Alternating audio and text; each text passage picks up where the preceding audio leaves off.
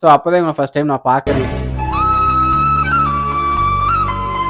Propose பண்ணுறாங்க, நான் உன்னை கல்யாணம் பண்ணிக்கிட்டோமா அப்படின்னு சொல்லிட்டு.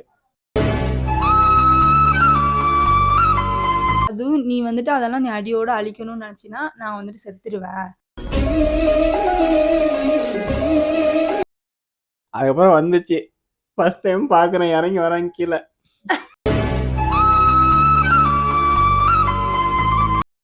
ஃபர்ஸ்ட் டைம் மீட் பண்ணிக்கிறோம். ஃபர்ஸ்ட் டைம் வந்து ஃபர்ஸ்ட் டைம் எந்த மாதிரி வார்த்தை பேசிப்பாங்க, ஏதாவது நல்லா பாசிட்டிவ் ஏதாவது மெமரிஸ் வர மாதிரி நல்லா ஹாப்பியாக தானே பேசுறாங்க. இவங்க ஃபர்ஸ்ட் டைம் நான் பார்க்குறாங்க, ஃபர்ஸ்ட் டைம் தான் பேசுகிறாங்க. பார்த்து என்னை பார்த்து என்ன தெரியுமா கேட்குறாங்க, ஏன் பிடிக்கலையா? ஹாய் ஃபேமிலிஸ், எல்லாருக்கும் வணக்கம். ஸோ எல்லாருமே வந்துட்டு கேட்டுகிட்டே இருந்தீங்க லவ் ஸ்டோரி போடுங்கன்னு சொல்லிட்டு. ஆல்ரெடி ஃபர்ஸ்ட் படம் வந்து போட்டாச்சு. ஸோ இப்போ யாரும் பார்க்கலாம் வந்துட்டு போய் பார்த்துட்டு வந்துடுங்க, ஓகேங்களா? ஸோ இது வந்துட்டு செகண்ட் பார்ட், இது வந்துட்டு ஃபுல்லாக பாருங்கள், ஓகேங்களா? இந்த வீடியோவில் பார்த்தீங்கன்னா நாங்கள் எப்படி லவ் ப்ரப்போஸ் பண்ணோம், வீட்டில் வந்துட்டு எப்படி நாங்கள் சொல்லி ஒத்துக்க வச்சோம், ஓகேங்களா? எப்படி நாங்கள் எப்படி வந்துட்டு மேரேஜ் வரைக்கும் கொண்டு போனோம், நாங்கள் எப்படி ஃபர்ஸ்ட் டைம் வந்துட்டு பார்த்துட்டு அப்போ நாங்கள் எப்படி பேச ஆரம்பித்தோம், இது எல்லாமே வந்துட்டு ஃபுல் டீட்டெயிலாக வந்துட்டு இந்த வீடியோவில் வந்து சொல்ல போகிறோம். ஸோ உண்மையிலே இன்ட்ரெஸ்டிங்காக இருக்கும், உண்மையிலே உங்களுக்கு பிடிக்கும் நான் நம்புகிறேன், ஓகேங்களா? ஸோ அதே மாதிரி இந்த வீடியோக்கு வந்துட்டு எல்லாரும் லைக் பண்ணிட்டு பாருங்கள். இந்த வீடியோக்கு வந்து 10K லைக் வரணும், சரிங்களா? அதே மாதிரி உங்களுக்கு கருத்துக்கள் எல்லாமே வந்து கமெண்ட் பாக்ஸில் போட்டு போங்க, நான் கண்டிப்பாக எல்லாத்துக்கும் ரிப்ளை பண்ணுறேன். சரி, இப்போ வாங்க வீடியோக்குள்ளே போகலாம். ஆக்சுவலாக வந்துட்டு எங்கேருந்து ஸ்டார்ட் பண்ணுறதுனே தெரியல. ஸோ அவ்வளோ வந்துட்டு என் லைஃப்பில் வந்துட்டு அவ்வளோ முக்கியமான விஷயம் நிறையவே நடந்திருக்கு. ஓகே, நான் வந்துட்டு எப்படின்னா ஃபஸ்ட் டைம் எப்படி நான் இவங்க அதாவது இவங்க லைஃப்பில் எப்படி என்ட்ரி ஆகிறாங்க அப்படின்னா, இவங்களுக்கு முன்னாடி இவங்க அண்ணா வந்துட்டு என் லைஃப்பில் வந்து என்ட்ரி ஆனாங்க. ஸோ எப்படின்னா எங்களுக்கு இப்போ இவங்க அண்ணா வந்துட்டு ஸ்பைனுக்கு அடிபட்டிருக்காங்க, எனக்கு வந்துட்டு ஸ்பைனுக்கு அடிபட்டுச்சு, ஓகேவா? ஸோ இவங்க அண்ணா வந்துட்டு இவங்க வந்து திருவாரூர் இருக்காங்க, நான் வந்துட்டு ஒசூர். ஆக்சுவலாக வந்து நாங்களாம் எப்படி வந்துட்டு ஒன்றா ஜாயின்ட் ஆகிறோம் அப்படின்னா, இந்த மாதிரி தமிழ்நாட்டில் வந்துட்டு நிறைய பேர் இந்த மாதிரி அடிபட்டிருக்காங்க, ஓகேவா? பட் உங்களுக்கு நிறைய பேருக்கு தெரியுமா தெரியாதான்னு எனக்கு தெரியல. பட் என்ன மாதிரி வந்துட்டு இந்த மாதிரி தன்னோட அடிபட்டு இந்த மாதிரி வீல் சேரில் இருந்துக்கிட்டு இந்த மாதிரி வந்து தமிழ்நாட்டிலலாம் யாரோ இருக்காங்களோ, ஸோ அவங்களுக்குலாம் வந்துட்டு ஒரு குரூப் மாதிரி வந்துட்டு ஒரு ஒரு kind of set of group வந்துட்டு வச்சுருக்காங்க, ஓகேங்களா? ஸோ அவங்க எல்லாமே வந்துட்டு ஒரே குரூப்பில் வச்சு, ஸோ எது தேவை, அதாவது லைஃப் எப்படி ரன் பண்ணணும், பாடி எப்படி கரெக்டாக மெயின்டைன் பண்ணணும், எப்படி டேக் கேர் பண்ணிக்கணும், இந்த மாதிரி நிறைய டிப்ஸ் கொடுத்துட்டே இருப்பாங்க. ஸோ அந்த மாதிரி வந்துட்டு குரூப்பில் வந்துட்டு பார்த்தீங்கன்னா நிறைய டிப்ஸ் கொடுப்பாங்க, ஓகேங்களா? அதே மாதிரி லைஃப்பில் என்ன மாதிரி ஒர்க் பண்ணலாம், இந்த மாதிரி நிறையா வந்துட்டு எக்ஸசைஸ் எப்படி பண்ணுறது, இந்த மாதிரி நிறைய சொல்லி கொடுத்துட்ருப்பாங்க. ஸோ இந்த குரூப்பில் தான் வந்துட்டு என்ன ஜாயின் பண்ணாங்க. ஸோ ஆக்சுவலாக வந்துட்டு இவங்க எனக்கு முன்னாடி வந்துட்டு இவங்க அண்ணாக்கு வந்துட்டு ஆக்சிடென்ட் ஆகிடுச்சு ஒரு 7-8 மாதம் முன்னாடி வந்துட்டு. அந்த குரூப்லேருந்து என்ன ஜாயின் பண்ணாங்க. பட் ஆனால் அந்த அந்த சுச்சுவேஷனில் வந்துட்டு நிறைய ஃபீல் பண்ணேன். ஏன்னா அப்போ தான் புதுசாக அடிபட்டிருக்கு, எப்படி கொண்டு போகணும், எப்படி கரெக்டாக பாடியை மெயின்டைன் பண்ணணுன்ற மாதிரி தெரியாது இல்லையா? அதையும் தாண்டி வந்துட்டு மனசு ரீதியாக ரொம்ப வந்துட்டு கஷ்டப்பட்டுட்டு இருந்தேன், அழுதுகிட்டே இருந்தேன். ஸோ அந்த மாதிரி இருக்கிறப்போ வந்துட்டு யாரோ குரூப்பில் யாரோ சொல்லியிருப்பாங்க போல். உடனே இவங்க அண்ணா வந்துட்டு எனக்கு பார்த்துட்டு இவங்க அண்ணா எனக்கு கால் பண்ணாங்க வாண்டடாகவே. ஸோ வாண்டடாக கால் பண்ணிட்டு என்கிட்ட பேசினாங்க. ஸோ இந்த மாதிரி நான் இங்கேருந்து பேசுகிறேன், உங்களுக்கு எப்படி ஆச்சு, எந்த மாதிரி ஆச்சு, நீங்கள் எந்த ஊர், ஸோ எல்லாமே வந்துட்டு என்னோடய டீட்டெயில்ஸ் கேட்டாங்க, நான் சொன்னேன். அதே மாதிரி ரொம்ப ஃபீல் பண்ணிட்டு சொல்லிகிட்டே இருப்பேனா. ஸோ ரொம்ப மோட்டிவாக இருந்தார் இவங்க அண்ணா வந்துட்டு. பட் நான் கேட்பேன், எப்படி நீங்கள் இவ்வளோ பாசிட்டிவாக இருக்கீங்க அப்படின்ற மாதிரி நான் கேட்டப்போ வந்துட்டு அவங்க அண்ணாக்கு ஆக்சுவலாக ஒரு 7-8 மாதம் தான் இருக்கும்.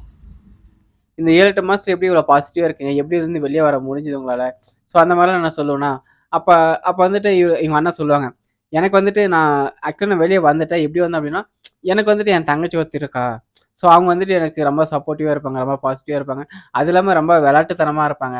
ஸோ அந்த மாதிரி எனக்கு சுற்றி இந்த மாதிரி கொஞ்சம் விளையாட்டுத்தனமாக எல்லாமே வந்துட்டு ரொம்ப காமெடி பண்ணிட்டே இருப்பாங்க. ஸோ அதனால் வந்துட்டு என்னால் சீக்கிரமாக வெளியே வர முடிஞ்சிச்சு, அந்த மாதிரி சொல்லுவாங்க. ஸோ அப்போ நான் வந்துட்டு ஃபீல் பண்ணேன், எனக்கு இந்த மாதிரிலாம் இருந்தால் எனக்கும் நானும் இந்த மாதிரி வெளியே வந்திருக்கலாமோ அப்படின்ற மாதிரி எனக்கு தோணுச்சு. ஸோ இவங்க அண்ணா இந்த மாதிரி சொல்கிறப்பல எனக்கு வந்துட்டு ஸோ இவங்க தங்கச்சி என்னை பார்க்கணும் அப்படின்ற மாதிரி எனக்கு தோண ஆரம்பிச்சிச்சு. ஏன்னா இவங்க அதிகமாக பாசம் வச்சுருப்பாங்க போல். வாரத்துக்கு இருந்து தங்கச்சி இவங்கள பற்றியே சொல்லிகிட்டே இருந்தாங்க. ஸோ எனக்கு வந்துட்டு ஒரு கியூரியாசிட்டி உண்டாயிடுச்சு. ஸோ இவங்களை பார்க்கணுன்ற மாதிரி தோணுச்சு. பட் அந்த அளவுக்கு நான் எதுவும் கேட்டுக்கல, பெருசாக எதுவும் கண்டுக்கல, ஓகேங்களா? ஸோ அவர்கிட்ட தான் நான் பேசினேன். ரெகுலராக வந்து டெக்ஸ்ட் பண்ணுவார், மெசேஜ் பண்ணுவார், ஏதாவது ஒன்றா அடிக்கடி கால் பண்ணுவாங்க, பேசுவாங்க. ஸோ இந்த மாதிரி பண்ணிட்டே இருந்தாங்க. ஒரு நாள் எதார்த்தமாக வந்துட்டு ஸ்டேட்டஸ் ஒன்று போட்டிருந்தாங்க. அதாவது இவங்களுக்கு பர்த்டேன்னு நினைக்கிறேன். ஸோ அன்றைக்கி வந்து ஸ்டேட்டஸ் ஒன்று போட்டிருந்தாங்க. பட் இவங்க தான் அவங்க தங்கச்சின்னு எனக்கு தெரியாது. பட் அவரை நான் ஃபோட்டோவில் பார்த்துருக்கேன். ஸோ அந்த ஃபோட்டோவில் பார்க்குற இவங்க ஃபோட்டோ பார்க்குறப்போ வந்துட்டு இவங்க 2 பேரையும் பார்க்குறப்போ கொஞ்சம் சிமிலாரிட்டி வந்து ஒத்து போச்சு. ஸோ அப்போ நான் கெஸ் பண்ணிட்டேன், ஓ இவங்க தங்கச்சி தான் போல அப்படின்னு சொல்லிட்டு. ஸோ அப்போ தான் இவங்க ஃபஸ்ட் டைம் நான் பார்க்குறேன். பட் அப்போ பார்க்குறப்போ எனக்குள்ளே வந்துட்டு என்னமோ தெரில வந்துட்டு ஒரு மாதிரி ஃபீல் ஆச்சுன்னு வச்சுக்கோங்களேன். எப்படி அது எப்படி நான் வெளியே சொல்கிறேன்னு தெரில. ஸோ ஒரு மாதிரி ஃபீல் ஆச்சு. நானும் வந்துட்டு ஓகே, நானும் விஷ் பண்ணி அனுப்பிட்டேன், மெசேஜ் அனுப்பிட்டேன். பட் அந்த டே ஃபுல்லாக எனக்கு எந்த ஒரு ரெஸ்பான்ஸும் வரல. நைட்டு வந்துட்டு பார்த்தீங்கன்னா தேங்க்யூன்னு மட்டும் சொல்லிட்டு எனக்கு ஒரு மெசேஜ் வந்துச்சு. ஆக்சுவலாக அந்த ரிப்ளை வந்துட்டு நான் தான் பண்ணேன். ஏன்னா வந்துட்டு ஸ்டேட்டஸ் போட்டானா நான் வந்து ஸ்டேட்டஸ் போட்டு யார் யார் பார்த்துருக்கா அப்படின்ற பழக்கம் எனக்கு இன்னைக்கு வரைக்குமே இருக்குது. அது பார்ப்பேன். அப்போ வந்துட்டு இவர் பார்த்தது பாடுறா இவரெல்லாம் நம்ம ஸ்டேட்டஸ் பார்த்துருக்காங்க அப்படின்னு சொல்லிட்டு போயிட்டு பார்த்தா விஷ் பண்ணியிருந்தாங்க. மெசேஜ் பார்க்கல, நான் ஸ்டேட்டஸ் பற்றி தான் பார்த்தேன். விஷ் பண்ணியிருந்ததை பார்த்துட்டு திருப்பி நான் தான் ரிப்ளை கொடுத்தேன் தேங்க்யூ அப்படின்னு சொல்லிட்டு. என் அண்ணன்ட்ட கேட்டான், பல யாரா இது, அந்த மாதிரி எனக்கு விஷ் பண்ணியிருக்காங்க, பார்க்க ஆள் நல்லா இருக்காங்க அப்படின்னு சொன்னப்ப அப்பதான் அவன் சொன்னான், அந்த மாதிரி இவனும் என்ன மாதிரி அடிபட்டு போயிருந்தான் அப்படின்னு சொல்லிட்டு சொன்னான். ஓ அப்படியா, சரி சரி அப்படின்னு சொல்லிட்டு விட்டுட்டேன். அதுக்கப்புறம் வந்துட்டு எப்பயுமே அண்ணன் வந்துட்டு எனக்கு கேண்டி கிரஷ் விளையாடுறதுக்கு வந்துட்டு ஃபோன் கொடுப்பான் 6 to 7. அதாவது அப்போ ஃபர்ஸ்ட் பிக் பாஸ் ஸ்டார்ட் பண்ண சீசன், அதனால பிக் பாஸ் ஓடுற டைம் ஃபுல்லாக ஃபோன் என்கிட்ட தான் இருக்கும். அப்போல்லாம் நான் வந்துட்டு கேண்டி கிரஷ் விளையாடுறப்பயே ஹாய் என்ன பண்ணுறீங்க சாப்பிட்டீங்களா அப்படின்னு மெசேஜ் அனுப்புவேன். இவர் என்ன பண்ணார்னா பாலா தான் அனுப்புறான்னு நினச்சிட்டு சாப்பிட்டோம் ப்ரோ நீங்கள் என்ன ப்ரோ பண்ணுறீங்க அப்படின்னு நான் மெசேஜை டெலீட் பண்ணி விட்டுருவேன். ஃபுல்லாக எல்லாத்தையுமே அதாவது இவங்க மெசேஜில் இருக்கும், என்னோடதுல இருக்காது, அந்த மாதிரி டெலீட் பண்ணி விட்டுருவேன். அந்த மாதிரி பண்ணுறதுனால அண்ணனுக்கு தெரியாது. அண்ணனும் அவன் தான் பண்ணுறான், இவங்க தான் ஏதோ யதார்த்தமாக பண்ணுறாங்கன்னு நினச்சிட்டு அவனும் பண்ணிடுவான். இப்படி தான் இருந்துட்டு இருந்துச்சு. ஆமாம், இந்த மாதிரி அடிக்கடிக்கு மெசேஜ் வந்துட்டே இருக்கும். நான் நினச்சப்ப இவங்க அண்ணா தான் பண்ணுவார்னு நினச்சிட்டு, ஸோ அந்த மாதிரி நினச்சி நான் ரிப்ளை பண்ணுவேன். நான் பண்ணுறப்போ இவங்க அண்ணா நினைப்பாங்க நான் தான் ஃபஸ்ட்டு யதார்த்தமாக பண்ணுறேன்னு சொல்லிட்டு இவங்க அண்ணா நினச்சிப்பாங்க. பட் ஆனால் நடுவில் இவங்க இந்த மாதிரி பண்ணிட்டு இருப்பாங்கன்னு எனக்கு தெரியல. ஆக்சுவலாக எனக்கு இப்போ தான் தெரியுமே, இந்த மாதிரிலாம் வந்துட்டு மேரேஜுக்கு லவ் பண்ணுறப்ப தான் வந்துட்டு மேரேஜுக்கு ஆனதுக்கப்புறம் வந்துட்டு இந்த மாதிரிலாம் சொன்னாங்க. ஸோ இந்த மாதிரிலாம் நான் பண்ணேன், இப்படி தான் வந்துட்டு உங்கள் மெசேஜ் பண்ணேன் அப்படின்னு சொல்லிட்டு. ஸோ அப்போ வந்துட்டு எனக்கு கொஞ்சம் ரொம்ப ஹாப்பியாக இருந்துச்சு அந்த மாதிரி கேட்குறப்போ. அதுக்கப்புறம் நான் நார்மலாக தான் பண்ணேன், தப்பான இடத்துலலாம் பண்ணல. அப்போ வந்துட்டு அப்புறம் வந்துட்டு இடையில வந்துட்டு ஒரு நாள் என் அண்ணனை வந்துட்டு ஒரு பொண்ணு லவ் பண்ணுதுன்னு சொல்லிட்டு ஆக்சிடென்ட்டுக்கு அப்புறம் லவ் பண்ணுதுன்னு சொல்லிட்டு லவ் பண்ணுச்சு அந்த பொண்ணு. எல்லாருமே அந்த பொண்ணை தூக்கி கொண்டாடிட்டு இருந்தாங்க. ஆனால் எனக்கும் என் அண்ணனுக்கும் இடையில வந்துட்டு ரொம்ப ஒரு மாதிரி பிரிவு வர மாதிரி ஆச்சு. எப்படியாவது இந்த லவ் பிடிங்கி விட்டுறணும், என் அண்ணன்ட்டு நான் தான் இருக்கணும்னு இருக்குமா, அவள் இருக்கக்கூடாது அப்படின்னு சொல்லி ஆக்சுவலாக சேர்த்து வச்சது நான் தான். அந்த பொண்ணை கூட்டிகிட்டு வர்றது, பஸ் ஸ்டாண்ட்லேருந்து வீட்டுக்கு கூட்டிகிட்டு வர்றது, திருப்பி வீட்டிலேருந்து நைட்டு 6 மணியாக இருந்தாலும் சைக்கிளில் கொண்டு போய் பஸ் ஸ்டாண்டில் விட்டு வர்றது, இப்படி தான் இருந்துச்சு. ஆனால் எனக்கு அது பிடிக்கல. என் அண்ணங்கிட்ட நெருங்குறது நம்ம மட்டும்தான் இருக்கணும், அவங்களாம் இருக்கக்கூடாது அப்படின்ற மாதிரி தோணுச்சு. எப்படியாவது பிரித்து விடணும்னு சொல்லிட்டு என்ன பண்ணுவேன்னா, அவள் ஃபோன் பண்ணுறப்ப நானே கால் கட் பண்ணி விட்றது. இந்த மாதிரி திருட்டுத்தனமான வேலையெல்லாம் பண்ணேன்னா அது என் அண்ணன் மனசு வந்து ரொம்ப பாதிச்சிருச்சு. என்னன்ட்டா அவன் ஏன் எங்களுக்கெல்லாம் கல்யாணமே ஆகக்கூடாதா, அவன் வந்து வேற மாதிரி நினச்சிக்கிட்டான். இவனுக்கு எதுக்கு கல்யாணம் அப்படின்னு சொல்கிற மாதிரி நினச்சிக்கிட்டு அவன் என்ன நினச்சிட்டான்னா, எங்களுக்கெல்லாம் கல்யாணமே ஆகக்கூடாதா, நாங்களாம் இப்படி இருக்கணுமா அப்படின்ற மாதிரி என்கிட்ட சண்டை போட்டான் ஒரு நாள். நான் உட்காந்து ரொம்ப அழுக ஆரம்பிச்சிட்டேன். அன்னைக்கு ஃபுல்லாக நான் அழுதுகிட்டே இருந்தேன். எங்கள் அம்மா வந்துட்டு வேலைக்கு போயிட்டாங்க, எனக்கும் அவனுக்கும் பயங்கர சண்டை. அழுதுகிட்டே இருந்தேன். அவன் வந்துட்டு சாப்பாடு கேட்டான், சாப்பாடு போட்டு கொடுத்துட்டு நான் போயிட்டேன். சாப்பிடவே இல்லை, நான் சாப்பிடல. இதை அவன் கவனிச்சிட்டே இருந்துட்டு, பவா நான் என்ன தப்பாக கேட்டுட்டேன், எங்களுக்கெல்லாம் கல்யாணம் ஆகக்கூடாதா இப்படி தானே கேட்டேன் அப்படின்னு சொல்கிறப்ப அப்படின்னு சொன்னேன். சரி நானும் உன்ன மாதிரி ஒரு பையனையை கல்யாணம் பண்ணிக்கிறேன், அப்போ தான் உனக்கு அந்த இது தெரியும் அப்படின்னு சொல்லிட்டு நான் அமைதியாயிட்டேன். அவன் வந்துட்டு நீ அப்படிலாம் பேசக்கூடாது, எங்களுக்கும் வாழ்க்கை இருக்குது அப்படி இப்படின்னு சொல்லிக்கிட்டு இருந்தான். அதுக்கப்புறம் நான் அது பெருசாக எடுத்துக்கல, விட்டுட்டேன். அப்புறம் வந்துட்டு என்னாச்சுன்னா, நான் கேண்டி கிரஷ் விளையாடுறப்பலாம் இவங்க ஃபோட்டோ பார்த்தா என்னன்னு தெரில, எனக்கு ஒரு மாதிரி உள்ள இம்ப்ரெஸ் ஆகிடுச்சு. அப்புறம் வந்துட்டு ஒரு நாள் நானே வந்துட்டு என் அண்ணன் வந்துட்டு மெசேஜ் நான் பண்ணுறேன்றதை கண்டுபிடிச்சிட்டான். ஒரு டைம் வந்து கண்டிச்சு விட்டான், என் ஃபோன் இனிமேல் எடுத்தினா விளையாண்டுட்டு வெய், இந்த மாதிரி அடுத்தவங்களுக்கு சாட் பண்ணுற வேலை வச்சுக்காத அப்படின்னு சொல்லிட்டு திட்டிட்டு வச்சிட்டான். நீ என்னடா சொல்கிறது, நான் என்னடா கேட்குறது அப்படின்ட்டு மெசேஜ் போட்டுகிட்டே இருந்துட்டேன்னா ஒரு டைம் எம்டி மெசேஜ் போட்டேன். அது அப்போ வந்துட்டு எனக்கு வாய்ஸ் சாட் பண்ணுறது எனக்கு தெரியாது. அதனால வந்துட்டு அதை இது என்ன இது ஏதோ புதுசாக இருக்குதுன்னு நான் பார்க்கலாம் அப்படின்னு சொல்லிட்டு தான் நான் அமுத்தி பிடிச்சிட்டு அப்படியே விட்டுட்டேன். போயிடுச்சு, அது மெசேஜ் போயிடுச்சு. ஆமாம், அது வந்துட்டு எப்படின்னா நைட்டு ஒரு 9 மணிக்கோ 9:30 வந்துட்டு அந்த மெசேஜ் வந்துச்சு, வாய்ஸ் மெசேஜ் வருது. நான் போட்டு பார்க்குறேன், ஏன்னா வாய்ஸ் கேட்கலன்னு சொல்லிட்டு ஒருவேளை என்னோட ஸ்பீக்கர் தான் போயிடுச்சுன்னு சொல்லிட்டு நான் ஹெட்ஃபோன்லாம் போட்டு கேட்குறேன். பட் வாய்ஸ் எனக்கு வரலை. சரி ஓகே, விட தெரியாமல் தான் அனுப்பியிருப்பாங்கன்னு சொல்லிட்டு தான் வெறும் எம்டி மெசேஜ் தான் வருது, வாய்ஸ் எதுவுமே வரல. சரி நான் அமைதியாகிட்டேன். அடுத்த நாள் நெக்ஸ்ட் டே வந்துட்டு இவங்க அதை டெலிட்டும் பண்ணல, சாரி தெரியாமல் அனுப்பிட்டேன், அந்த மாதிரி எதுவுமே வரல. அவங்களும் அப்படியே விட்டுட்டாங்க, நானும் அப்படியே விட்டுட்டேன். ஸோ மார்னிங் வந்து நான் குட் மார்னிங் சொல்லிட்டு அனுப்பிட்டேன். ஸோ அதுக்கப்புறமா கொஞ்ச நாளைக்கு வந்துட்டு நாங்கள் அப்படியே ஒரு ஃப்ரெண்ட்லியாக தான் வந்துட்டு டெக்ஸ்ட் பண்ணிட்டு இருந்தோம். ஸோ ஒரு கட்டத்தில் எனக்கு தெரிஞ்சிச்சு இவங்க தான் வந்துட்டு எனக்கு மெசேஜ் பண்ணுறாங்க அப்படின்ற மாதிரி எனக்கு தெரிஞ்சிச்சு. ஆமாம், நான் வந்துட்டு ஸ்பெல்லிங் மிஸ்டேக் நிறையா பண்ணுவேன். அப்போ நான் ரொம்ப தத்தியாக இருந்தேன்னா என் அண்ணன் வந்துட்டு கரெக்டாக ஸ்பெல்லிங் கரெக்டா போடுவான். இவர் வந்துட்டு நீ பவா தானே அப்படின்னு கேட்டுட்டாரு என்கிட்ட. நான் மெசேஜ் அடடா கண்டுபிடிச்சிட்டான்டா அப்படின்னு நினைச்சிட்டு அப்புறம் சரி ஆமான்னு சொல்லிடலாம் அப்படின்னு எஸ் அப்படின்னு போட்ட உடனே இவர் வந்துட்டு எப்படி கண்டுபிடிச்சிங்க அப்படின்னா நீ தான் தெரியுதே நீ மெசேஜ் பண்றதுல தப்பா ஸ்பெல்லிங் மிஸ்டேக் பண்ணிட்டு மெசேஜ் பண்ற அப்படின்னு சரி இனிமே கரெக்டா பண்ணிக்கிறேன் அண்ணன்ட்ட சொல்லிடாதீங்க அப்படின்னு சொல்லிட்டு டெலிட் பண்ணிட்டேன் அந்த ஸோ மெசேஜை. அப்போ இருந்து வந்துட்டு கொஞ்சம் ஃப்ரெண்ட்லியாக தான் வந்துட்டு பேசிட்டு இருந்தோம். ஸோ ரெகுலராக வந்துட்டு பேசுவோம், டெக்ஸ்ட் பண்ணிப்போம். பட் ஃபோன் காலில் பேச மாட்டோம். ஓகேங்களா. ஒரு கொஞ்ச நேரம் வந்து ரொம்ப ஃப்ரெண்ட்லியாக தான் பேசிட்டு இருந்தோம். வேறு இந்த லவ் அந்த மாதிரிலாம் எதுவுமே கிடையாது. ஃப்ரெண்ட்லியாக தான் பேசிட்டு இருந்தோம். அதுக்கப்புறம் கொஞ்ச நாள் கழிச்சு பார்த்தீங்கன்னா இவங்க அண்ணாக்கு கொஞ்சம் உடம்பு சரியாமல் போயிடுச்சு. அதுக்கு முன்னாடி நம்மளோட கான்டாக்ட் ரொம்ப இல்லை. ஆமாம், அதுக்கு முன்னாடி வந்துட்டு பார்த்தீங்கன்னா அது கம்மியாக வந்துட்டு தான் எப்படின்னா பேசிப்போம். இல்ல எப்படின்னா அது ரொம்ப எப்படி சொல்றது அதுதான் லாஸ்ட் மெசேஜ்னு நினைக்கிறேன். புயல் வந்துருச்சு, புயல் அடிக்கிற அன்னைக்கு வரைக்கும் எங்க ஊர்ல புயல்னு சொல்றாங்க, ஆனா புயல் வருமா என்னன்னு தெரியல அப்படின்னு சொல்லிட்டு பேசிட்டு உட்காந்துருக்கும். திடீர்னு புயல் வந்துருச்சு, நாங்கெல்லாம் வேற இடத்துக்கு போயிட்டோம். அப்புறம் வந்துட்டு போன்ல இது இல்ல, டவர் இல்ல, ரெண்டாவது கரண்ட் இல்ல. கரண்ட் எல்லாம் வர்றதுக்கு ரொம்ப நாள் ஆச்சு.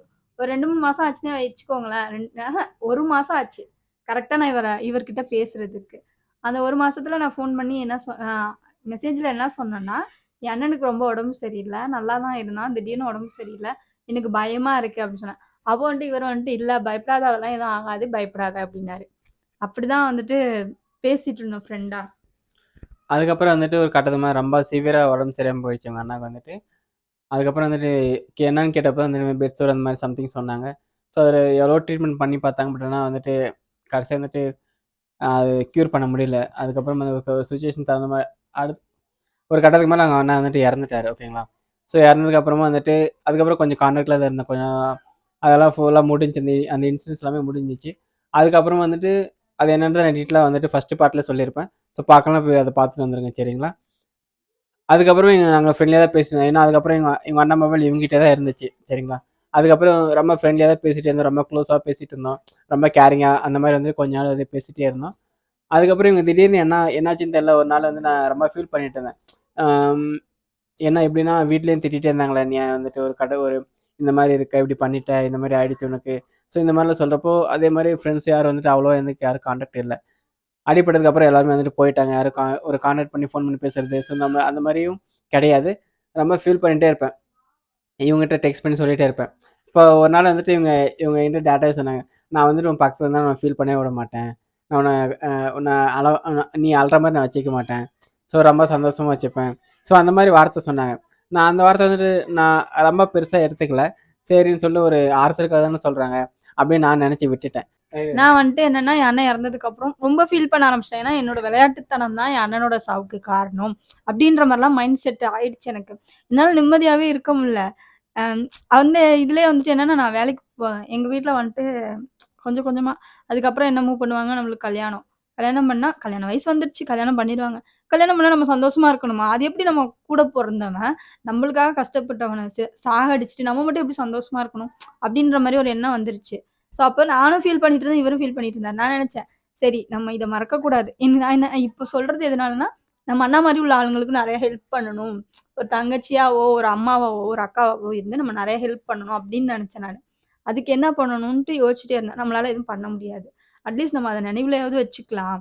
இந்த மாதிரி இன்னைக்கு இல்லைனாலும் நாளைக்கு காசு ஒரு 100 ரூபாய் சம்பாரிச்சாலும் அதுல 50 ரூபாய் கொடுக்கணும் அவங்களுக்கு அப்படின்ற மாதிரி ஒரு எண்ணம் வரணும். அப்படின்ற மாதிரி ஒரு எண்ணம் வரணும்னா நம்ம இதை நினைவுலயே வச்சுக்கணும். ரெண்டாவது நம்ம சந்தோஷமா வாழக்கூடாது, நம்ம வாழ்க்கை வந்துட்டு அவனை இழந்துட்டோன்ற ஒரு ஃபீலிங்ஸ் இன்னைக்கும் இருக்கும், அந்த இது இருக்கணும் அப்படின்னு சொல்லிட்டு தான் நான் என்ன பண்ணேன்னா நான் இவர்கிட்ட டைரக்டா ப்ரப்போஸ் பண்ணிட்டேன், என்ன கல்யாணம் பண்ணிக்கிறியான்னு கேட்டுட்டேன். அது எப்படி அவன் மட்டும் அவன் நிம்மதி இல்லாம அவன் வந்துட்டு எப்படின்னா சாகும்போது கூட அவனால பேச முடியல, ஒரு தண்ணி கொடுக்க முடியல எங்களால, டியூ போட்டிருந்ததுனால. அவன் ஏதோ பேசணும்னு நினைச்சான், ஆனா கண்ணுல இருந்து தண்ணி மட்டும்தான் வந்துச்சு, அவனால பேச முடியல. அந்த அந்த ஞாபகம் எனக்கு இன்னுமே அவன் என்ன நினைச்சிருப்பான் அப்படின்ற மாதிரி ஒரு மைண்ட் செட் ஆயிடுச்சு. எப்படி சொல்றது, அவன் அவன் சாவுக்கு மொத்தமா நான் தான் காரணம், நல்லா இருக்கக்கூடாதுன்னு நினைச்சிட்டு தான் இவருக்கு ப்ரப்போஸ் பண்ணினேன். நம்ம கடைசி வரைக்கும் கஷ்டப்படணும், நிம்மதியா இருக்கக்கூடாது அப்படின்னு என் மனசுல நான் செட் பண்ணிட்டு என்ன நடந்தாலும் பரவாயில்ல, கேட்டா லவ் பண்றேன்னு சொல்லியே கல்யாணம் பண்ணிக்கும் அப்படின்னு தான் நினைச்சிட்டு தான் நான் இவரை கல்யாணம் பண்ணேன். ஆனா அது எனக்கு அப்படியே ஆப்போசிட்டா மாறும், லைஃப் நல்லபடியா போகும் அப்படின்றது நான் நினைச்சு கூட பார்க்கல இன்ன வரைக்குமே. ஸோ அவங்க வந்துட்டு ப்ரப்போஸ் பண்ணுறாங்க, நான் உன்னை கல்யாணம் பண்ணிக்கிட்டோமா அப்படின்னு சொல்லிட்டு. ஐ லவ்னு கூட சொல்ல கிடையாது, நான் உன்னை நீங்கள் என்ன கல்யாணம் பண்ணிக்கிறேன், நான் உன்னை கல்யாணம் பண்ணிக்கிறேன். ஸோ இப்படி டேட்டாவே கேட்டாங்க. அப்படி கேட்குறப்போ என்னால் வந்துட்டு எப்படி சொல்கிறதுன்னு தெரியல. ஒரு செகண்ட் நெஞ்சு அடைச்சிருச்சு எனக்கு. என்ன சொல்கிறதுனே தெரியல. ஒரு கட்டத்தில் ஒரு சுச்சுவேஷனில் வந்துட்டு உண்மையிலே இந்த மாதிரி இருந்து கல்யாணம் பண்ணிக்க முடியுமா அப்படின்னு தோணுச்சு. உண்மையிலே அக்செப்ட் பண்ணிப்பாங்களா அப்படின்ற மாதிரியும் தோணுச்சு. இந்த சமுதாயம் எப்படி பார்க்கும் நம்மளை இந்த மாதிரி மேரேஜ் பண்ணிட்டா. ஸோ இந்த மாதிரி எனக்குள்ள வந்துட்டு கேள்வி வந்துட்டு எழுப்புச்சு. அப்போ நான் வீட்டை சொன்னேன் வந்துட்டு, இல்லை நீங்கள் ஏதோ ஆர்வ குளரில் சொல்கிறீங்க, கொஞ்சம் எனக்கு எனக்கு என்ன சொல்கிறதுன்னு தெரில அப்படின்னு சொல்லிட்டு நான் அந்த டாபிக் அப்படியே விட்டுட்டேன். இவங்க உடனே வந்துட்டு சரி நாளைக்கு சொல்லுங்கள், நான் வந்துட்டு என்னோட முடிவை நான் சொல்லிட்டேன். ஸோ உங்களோட முடிவு என்னமோ சொல்லி நீங்கள் யோசிச்சுட்டு சொல்லுங்கள், அந்த மாதிரி சொல்லி விட்டுட்டாங்க. நைட்டு சொன்னாங்க. நைட்டு ஃப்ரெண்ட் தூக்கமே வரல. இதே யோசனை வந்துட்டே இருக்கு. அதுக்கப்புறம் அது பக்கம் யூடியூப்பில் நிறைய தேடி பார்த்தேன்னா, இந்த ஃபாரினர்ஸ்லாம் வந்துட்டு இந்த மாதிரி டிசபிள் இருந்தும் மேரேஜ் பண்ணி லைஃப் கொண்டு போகிறது, ஸோ அந்த மாதிரி வீடியோஸ்லாம் நான் பார்த்தேன். அப்போ தான் எனக்கு தோணுச்சு, ஓ உண்மையிலே இந்த மாதிரிலாம் இருக்கிறாங்களா, பண்ணிக்க முடியுமா, ஸோ ஃபாரினர்ஸ்லாம் வந்துட்டு இந்த மாதிரி பண்ணியிருக்காங்களா, இங்கே வந்துட்டு பண்ணால் அக்செப்ட் பண்ணுவாங்களா அப்படின்லாம் எனக்கு தோணுச்சு. சரி என்னென்னா பார்த்துக்கலான்னு சொல்லிட்டு எனக்கு இவங்களை பிடிச்சிருந்தது. ஸோ இவங்களும் டேரெக்டாக சொல்லிட்டாங்க, எனக்கு பிடிச்சிருந்தது. ஸோ அதுக்குன்னு நான் விட்டுட முடியும்னு சொல்லிட்டு, ஸோ அடுத்த நாள் ஈவினிங் வந்துட்டு நானே கால் பண்ணி வந்துட்டு பேசினேன். ஆக்சுவலாக எனக்கு வந்துட்டு ஓகே, எனக்கு வந்துட்டு பிடிச்சி நானும் வந்துட்டு அக்செப்ட் பண்ணிட்டேன். சரி ஓகே என்னென்னு பார்த்துக்கலாம், லைஃப்பில் வந்துட்டு என்னென்ன பார்த்துக்கலாம், நம்மளையும் லைஃப் கொண்டு போக முடியும் அப்படின்ட்டு ஒரு நம்பிக்கை வந்துடுச்சு. அந்த நம்பிக்கை வந்தது. சரி பார்த்துக்கலான்னு சொல்லி நானும் விட்டுட்டேன். ஸோ நானும் வந்துட்டு இவங்ககிட்ட வந்துட்டு நானும் லவ் பண்ணுறேன்னு சொல்லிட்டேனா.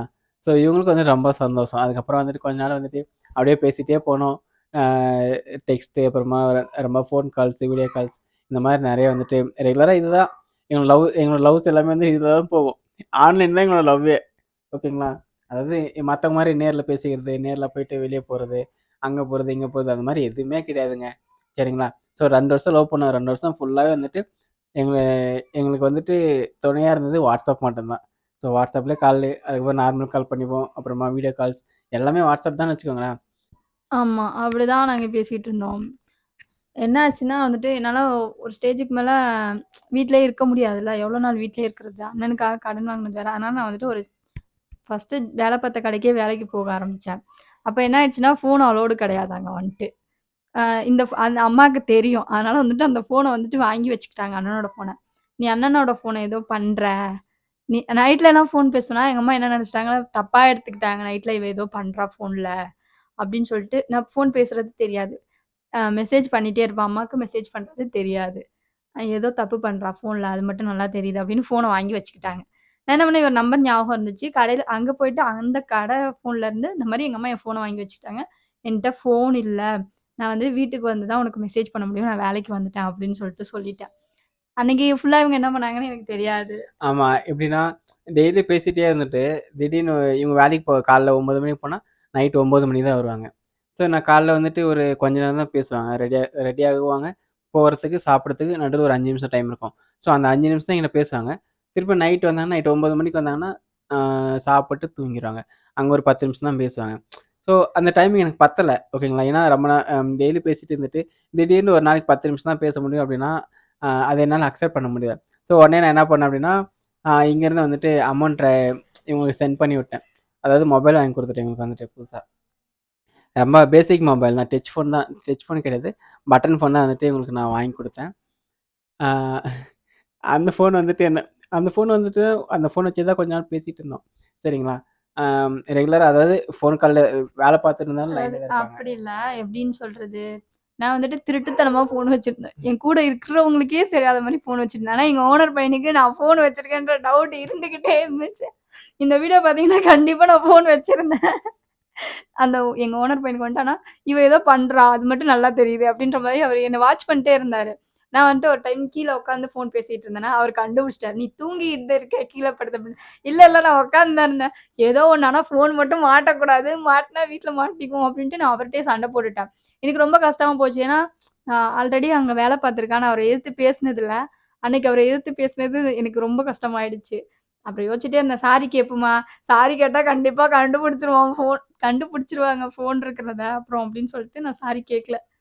என்ன நடந்தாலும் பார்த்துக்கலாம் அப்படின்ட்டு. ஆனால் இன்ன வரைக்குமே எனக்கு உறுத்திக்கிட்டே இருக்கு அவர்கிட்ட எடுத்து பேசினதுக்கு. நான் கண்டிப்பாக எப்போ பார்த்தாலும் அவரை சாரி கேட்டுருவேன். ஆமாம், நான் கீழே அன்னைக்கு உட்காந்து தான் இருந்தேன் அப்படின்னு சொல்லிட்டு நான் வந்து அடித்து சொல்லிட்டேன், இல்லை நான் எதுவுமே பண்ணல, நீங்கள் தான் போய் சொல்கிறீங்க அப்படின்னு சொல்லிட்டு. நீ முன்னாடி வந்து உட்காருன்ட்டாரு. ஃபோனை கட் பண்ண கூட இல்லை, அங்கேயே போட்டுட்டு நான் வந்து முன்னாடி வந்து உட்காந்துட்டேன். அப்போது என் ஃப்ரெண்ட்ஸ் என்னை பற்றியே என்ன பேசியிருக்காங்கன்னு இவர்கிட்ட கேளுங்க. ஸோ அங்கே வந்துட்டு பார்த்தீங்கன்னா அதாவது நாங்கள் வந்துட்டு ஃபோன் பண்ணேன் அப்படின்னா நான் லைன்லேயே தான் இருப்பேன். ஓகேங்களா? ஸோ அதாவது எப்படின்னா, இவங்க கஸ்டமர் அட்டெண்ட் பண்ணிட்டு இருந்தாலும் நான் வந்து லைன்லேயே தான் இருப்பேன். மதியம் சாப்பிட்றப்ப வந்துட்டு ஃபோன் பண்ணாலும் ஒரு 1/2 1 ஹவர் வந்து லைன்லேயே தான் இருப்பேன். ஸோ எப்பப்போ கேப் இருக்கோ அவங்க ஃபோன் எடுத்து பேசிகிட்டு இருப்பாங்க. நான் சும்மா ஹெட்ஃபோன் மட்டும் போட்டுக்கிட்டு நான் என் வேலையை பார்த்துட்டு இருப்பேன். ஸோ அந்த ஃபோன் ஆன்லேயே தான் இருக்கும். ஏன்னா எனக்கும் மோஸ்ட்லி யாரும் கால் பண்ண மாட்டாங்க. இவங்களுக்கும் நான் மொபைல் எண் கொடுத்துருவேன். என் நம்பர் தவிர வேறு யார் நம்பரும் கிடையாது. ஸோ அப்போ நான் மட்டும் தான் கால் பண்ணுவேன். ஸோ நான் லைன்லேயே தான் இருப்பேன். அப்போ என்னன்னு தெரில, கடையில் ஃபோன் யாரோ கூப்பிட்டான்னு சொல்லிட்டு ஃபோன் வச்சுட்டு போயிட்டாங்க. இவங்க ஃப்ரெண்ட்ஸே வந்துட்டு இவங்க கூட இருக்கிறவங்க வந்துட்டு இவங்கள பற்றி நெகட்டிவாக பேசினாங்க. ஸோ இவங்க வந்ததுக்கப்புறம் தான் வந்துட்டு ப்ராப்ளம் ஸ்டார்ட் ஆச்சு கடையில் சம்திங் என்னமோ அதை தான் சொல்லிட்டு இருந்தாங்க. அது கேட்டோன்னே எனக்கு ஒரு மாதிரி ஆகிடுச்சு. ஸோ அதுக்கப்புறம் கொஞ்ச நேரம் கழிச்சு வந்து ஃபோன் எடுத்து என்கிட்ட பேசினாங்க. அப்போ நான் கேட்டேன், ஸோ கடையில் என்ன நடந்துட்டுருக்கு, ஸோ என்ன பண்ணிகிட்ருக்கீங்க அப்படின்னு கேட்குறப்போ வந்துட்டு ஏன் என்னாச்சுன்னு சொல்லிட்டு கேட்டாங்க. அப்போ நான் சொன்னேன், இந்த மாதிரி பேசிகிட்டு இருக்காங்க. ஸோ எனக்கு ஃபோன் கால் நான் லைனில் தானே இருந்தேன். ஸோ அது வந்துட்டு எனக்கு காதில் கேட்டுச்சு. ஸோ அதை அப்படின்னு சொல்லிட்டு எக்ஸ்பிளைன் பண்ணேன். அதுக்கப்புறம் வந்துட்டு அதுக்கப்புறம் வந்துட்டு நான் வந்துட்டு என்ன நினைச்சேன்னா, எதுக்கு இவங்க நம்மள பத்தி இப்படி சொல்றாங்க? அப்படின்னு சொல்லிட்டு இன்னொரு அக்கா இருக்காங்க. அவங்ககிட்ட போய் இந்த மாரி நான் ஃபோன் வச்சிருக்கேன். அவங்ககிட்ட சொல்லிட்டேன். இந்த மாரி அவங்க லைன்ல இருக்கிறாங்க. அப்போ வந்துட்டு இந்த மாரி பேசியிருக்காங்க. ரெக்கார்டு கூட இருக்குது. எதனால என்ன பத்தி இப்படி சொல்லணும்? நான் என்ன பண்றேன்? நான் செவனேன்னு தானே இருக்கேன் அப்படின்னு சொல்லி கேட்டதுக்கு, நீ வந்துட்டு யார்ட்டயும் பேசாத. ஒரு நாள் அமைதியா இரு. அப்ப அவளுங்களே சண்டை போட்டுக்குவாளுங்க. அப்போ ஒண்ணு சொல்றாளுங்களான்னு பார்ப்போம். ஏன்னா அவளுங்க அப்படிதான். அடிக்கடி சண்டை போட்டுக்குவாளுங்க. அதுக்கப்புறம் பார்த்தா ஒண்ணு சேர்ந்துக்குவாளுங்க. அதுக்கு நம்ம மேலேயே குறை சொல்லிடுவாளுங்க அப்படின்னு சொல்லி சொன்னுச்சு. நான் அன்னைக்கே நினைச்சுட்டேன். சரி நம்மளுக்கு யாருமே ட்ரூவா ஃப்ரெண்டா இருக்கிறது கிடையாது. இருக்கவும் மாட்டாளுங்கன்னு தெரிஞ்சுட்டு, நாங்க டச் அப் கம்மி பண்ணிட்டு, இவர் கூடயே அங்க போயிட்டும் அதிகமா டைம் ஸ்பெண்ட் பண்ண ஆரம்பிச்சுட்டேன். ஃபோன்லயே. ஆமா. அது மட்டும் இல்லாம, ஆ எப்படின்னா, இவங்க வீட்லேருந்து கடைக்கு போற வரைக்கும் சைக்கிள்ல தான் போவாங்க. ஸோ அப்போ பேச முடியாது இல்லையா? அப்பயும் நான் லைன்லயே தான் இருப்பேன். இவங்க வீட்லேருந்து கடைக்கு வரைக்கும் போற வரைக்கும். அதேமாரி கடையிலேருந்து நைட் 9 மணிக்கு தான் வருவாங்க. நைட் 9 மணி கடையிலேருந்து வீட்டுக்கு வர வரைக்கும் நான் ஃபோன் லைன்லயே தான் இருப்பேன். ஸோ இவங்க வீட்டுக்கு வந்ததுக்கு அப்புறம் தான் நான் அந்த ஃபோன் காலே கட் பண்ணுவேன். ஸோ இவங்க கட் பண்ண மாட்டாங்க. இவங்க வீட்டுக்குள்ள போயிட்டு அவங்க அம்மாகிட்ட பேசுவாங்களா? ஸோ அந்த வாய்ஸ் எனக்கு கேட்கும். அதுக்கப்புறம் தான் நான் ஃபோனே கட் பண்ணுவேன். ஸோ 1 நாள் 2 நாள் கிடையாது. 2 வருஷம் ஃபுல்லா ஒரு நாள் கூட தவறாம நான் இப்படி தான் வந்துட்டு நாங்க லைன்ல தான் இருந்தோம். ஸோ இதெல்லாம் எங்களோட மெமரீஸ். ஏன் சொல்றேன்னா, நான் ஃபோன் கால் பேசுனது, நான் வீடியோ கால் பண்ணது எல்லாமே வந்துட்டு இப்போ வரைக்கும் ரெக்கார்ட் பண்ணி அப்படியே வச்சிருக்கேன் பத்திரமா. நான் இப்போ கூட வந்துட்டு அத ஒரு டைம் போட்டு கேட்பேன் நானு. ரொம்ப சிரிப்பா இருக்கும். ஸோ இந்த மாதிரிலாம் நம்ம பண்ணியிருக்கோமா? அப்படின்ற மாரி. உண்மையிலே வந்துட்டு அறியாத வயசு. அது இப்ப கூட யாராவது லவ் பண்ணும்போது எனக்கு அப்படி என்னடா இதுங்க இப்பயும் ஃபோன் பேசினே இருக்குதுங்க. அப்புறம் நாங்க வந்து இவர்ட்ட சொன்னேன், "ஃபோனே பேசிட்டு இருக்காங்க. நீ மட்டும் என்ன பண்ணா?" அப்படின்னு கேட்பாரு பொசுக்குன்னு அவரு. ஆமா. ஏன்னா அந்த ஸ்டேஜ்ல தான் நம்ம வந்திருக்கோம் இல்லையா? ஸோ அந்த ரெக்கார்ட்லாம் இன்னும் வச்சிருக்கேன். சம்டைம்ஸ் எப்பயாவது ஒரு டைம் நான் போட்டு சும்மா உட்காந்துட்டு இருந்தேன்னா, அத சும்மா ஹெட்ஃபோன் போட்டு கேட்டுன்னு இருப்பேன். இவங்களோட காட்டுவேனா, "ஏய் ஓடி போயிடு இதெல்லாம் போடாத." இப்படிலாம் நம்ம பண்ணியிருக்கோமா? அப்படின்ற மாரி சொல்லுவாங்க. ரொம்ப ஃபன்னா இருக்கும். சிரிச்சுட்டே இருப்போம். ஸோ அப்போ வந்துட்டு அ வீட்டுக்கு வரைக்கும் நான் வந்துட்டு லைன்லயே தான் இருப்பேன். அந்த மாரி வந்துட்டு கடையிலயும் சரி, ஸோ எங்க போனாலும் சரி, அந்த ஃபோன் கூடயே தான் இருக்கும். ஆ எங்க அம்மாவுக்கு வந்துட்டு டவுட் வந்துருச்சு. டவுட் எப்போ வந்துச்சுன்னா, ஆக்சுவலா இது சொல்லக்கூடாது சொல்றேன். ஃபோன் எங்க மறைச்சு வைப்போம் பொண்ணுங்க? நெஞ்சில தானே மறைச்சு வைப்போம். வேற வழி இல்லல்ல. பாக்கெட்டு அந்த மாரி எதுவுமே இல்லல்ல. நான் வந்து என் ஃப்ரெண்டு கீர்த்தனா கூட தீபாவளி அன்னைக்கு நான் ஃபோன் பேசுறதுக்காகவே, எங்க அம்மா கூட இருந்தா எங்க அம்மா கூட தான் இருக்க முடியும். ஃபோன் பேசணுமே அப்படின்னு சொல்லிட்டு என்ன பண்ணேன்னா, கீர்த்தனா கூட அவங்க ஊருக்கு பக்கத்துல இருக்கிற ஊருக்கு போயிட்டேன். அங்க போயிட்டு ஃபுல் டைம் ஃபோன் பேசிட்டு இருந்தேன். வரும்போது என்ன பண்ணேன், ஃபோன் வந்துட்டு ஐய்யய்யோ! அப்படின்ட்டு இவர் லைன்லயே இருந்தா அந்த லைட் எரியும்ல ஃபோன்ல, இந்த இடத்துல வச்சுட்டேன். அந்த ட்ரெஸ் கொஞ்சம் லூஸா இருந்துச்சா, எங்க அம்மா என்ன பண்ணுச்சு, நான் இப்படி ஒரு சேர்ல உட்காந்துருந்தேன். எங்க அம்மா இப்படி கிராஸ் பண்றப்ப லைட் எரியிறத பார்த்துட்டாங்க.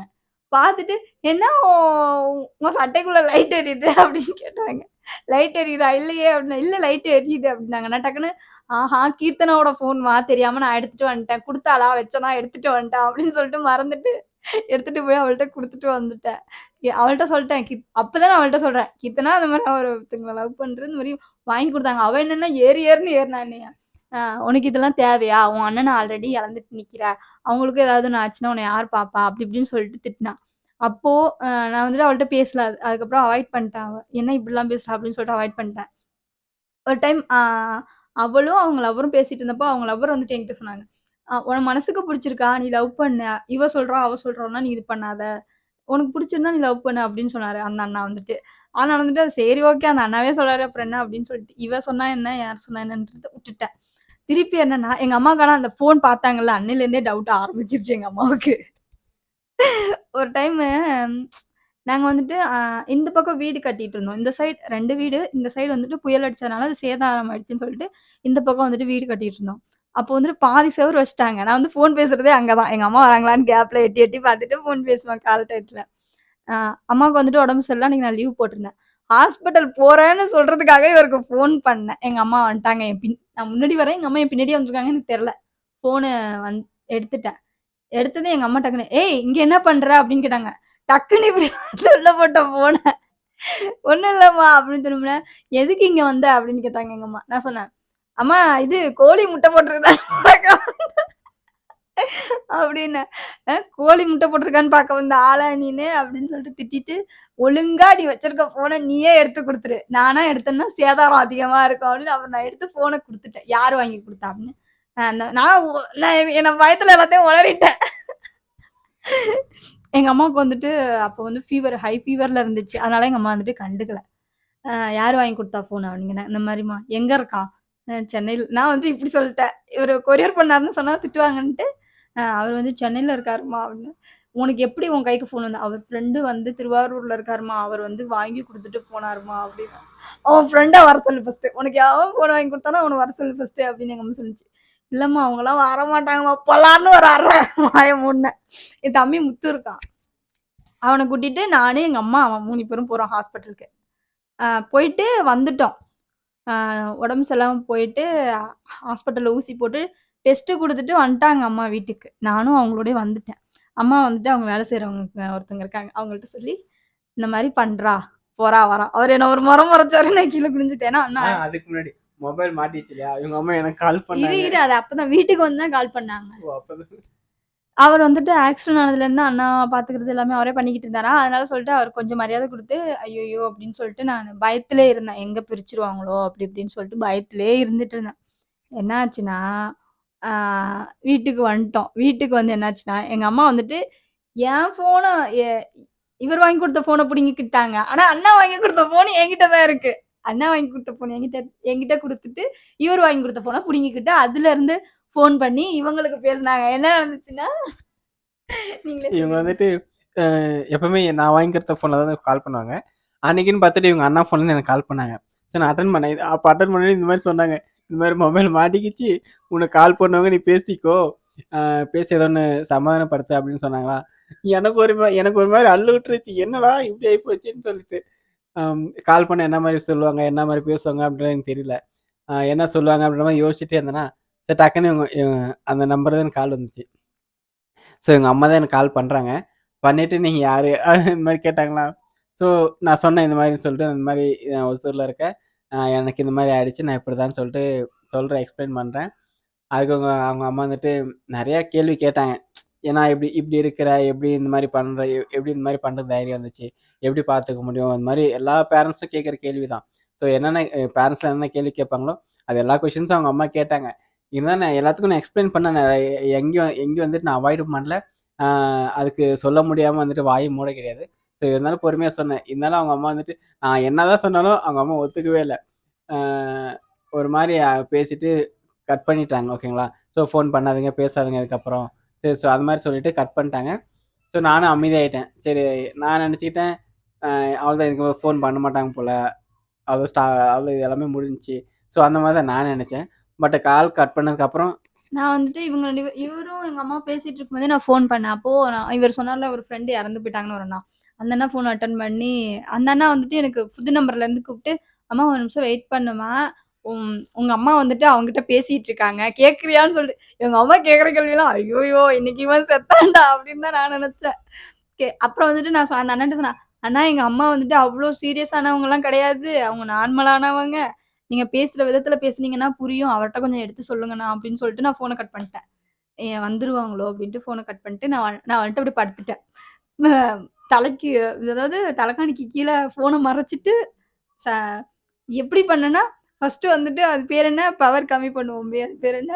வால்யூம், பவர் கம்மி பண்றது. பிரைட்னஸ். பிரைட்னஸ கம்மி பண்ணேன். பிரைட்னஸ கம்மி பண்ணிட்டு, வால்யூம் கம்மி பண்ணிட்டு, அதிர்றது மட்டும் எனக்கு மட்டும் தெரியிற மாரி, கீழ ஒரு துணி வச்சு, அதுக்கு மேல ஃபோன் வச்சு, அதுக்கு மேல தலகாணிய வச்சு, தலைய வச்சுட்டு படுத்துட்டேன். ஃபோன் எங்க இருக்குன்னு தெரியலன்னு கேட்டேன். அண்ணாவோட ஃபோன் எங்க இருக்குன்னு கேட்டாங்க. தெரியலன்னுட்டேன். வந்துட்டு, "நீ இந்த மாரி வேல பண்ணியிருக்கிற நீ. உன்னை நான் நல்ல பொண்ணுன்னு நினைச்சு விட்டுக்கிட்டு இருந்ததுக்கு நீயும் எப்படின்னு நிரூபிச்சிட்ட அப்படின்னு சொல்லிட்டு திட்டிக்கிட்டு இருந்தாங்க. நான் வந்துட்டு என்ன சொல்றதுன்னு தெரியாம நான் பாட்டுக்க சரி அமைதியாவே இருப்போம் அப்படின்னு சொல்லிட்டு, அந்த ஏஜ்ல ஒரு திமிரு இருக்கும் தெரியுமா, அந்த திமிரு இருந்துச்சு உள்ளுக்குள்ள. இளரத்தம்னு சொல்லுவாங்கல்ல, அந்த திமிரு உள்ளுக்குள்ள இருந்துச்சு. ஆமா நான் அப்படிதான் பண்ணுவேன். மனசுக்குள்ள எங்க அம்மா திட்டு நீ சொல்றதெல்லாம் நான் கேட்க மாட்டேன், நான் அப்படிதான் பண்ணுவேன் அப்படின்னு மனசுக்குள்ள நினைச்சுக்கிட்டு இது பண்ணிட்டே இருந்தேன். அப்புறம் என்ன ஆச்சுன்னா, எங்க அம்மா வெளில போனா ஃபோன் பண்ணி பேசுறது. என்ன பண்ற அப்படின்ட்டு. என்ன பண்ண ஃபர்ஸ்ட் ஓய் அப்படின்னு இல்ல டெங்கு காய்ச்சல் வந்தப்ப நீ என்ன விட்டு போயிடுன்னு சொன்னல. அதுக்கப்புறம் வந்துட்டு நாங்க வந்துட்டு அன்னைக்கு வந்து ஒரு ஆஃப்டர்நூன் தான் இந்த சண்டைல நடக்குது. ஈவினிங் என்ன ஆச்சுன்னா அம்மாவுக்கு ரொம்ப உடம்பு சரியில்லாம போயிடுச்சு. உடம்பு சரியில்லாம போகையும் நான் வந்துட்டு இவருக்கு ஃபோன் பண்ணி எங்க அம்மாவுக்கு உடம்பு சரியில்லை, நான் அப்புறம் பேசுறேன் உங்ககிட்ட அப்படின்னு சொல்லிட்டு கட் பண்ணிட்டேன். திருப்பி எதுவுமே பேசல. அப்புறம் வந்துட்டு என் அண்ணா சொன்னல, நான் இந்த மாதிரி சாக போறதுக்கு முன்னாடி ஒரு அண்ணா கிட்ட தான் என்ன பாத்துக்கணும்னு சொல்ற மாதிரி சொல்லிட்டு போனான்னு சொல்லிட்டு அந்த அண்ணா கிட்ட வந்துட்டு ஃபோன் பண்ணி சொன்னா அந்த அண்ணாவும் வந்துச்சு. அந்த அண்ணாவும் நானும் ஹாஸ்பிட்டல் கூட்டிட்டு போயிட்டு அம்மா லைன்ல நிற்கும் போதே அம்மா மயங்கி விழுந்துட்டாங்க. ஸோ செக் பண்ணி பார்த்ததுல வந்துட்டு ஆல்ரெடி டெஸ்ட் வேற கொடுத்துருக்குமா, டெங்கு காய்ச்சல்னு உறுதியாயிடுச்சு. டெங்கு காய்ச்சல்னு சொல்லியும் அவங்கள கூட்டிட்டு போய் பெட்ல அட்மிஷன் போட்டு அங்கேயே தங்க வச்சாச்சு. பிளட் ஏற்றணும் அது இதுன்றாங்க. ஒரே பொண்ணு, எனக்கு எதுவுமே தெரியாது. அண்ணா ஆக்சிடென்ட் அப்போ கூட நான் வந்துட்டு பஸ்ஸில் போகிறப்ப பயந்துனே போவேன்.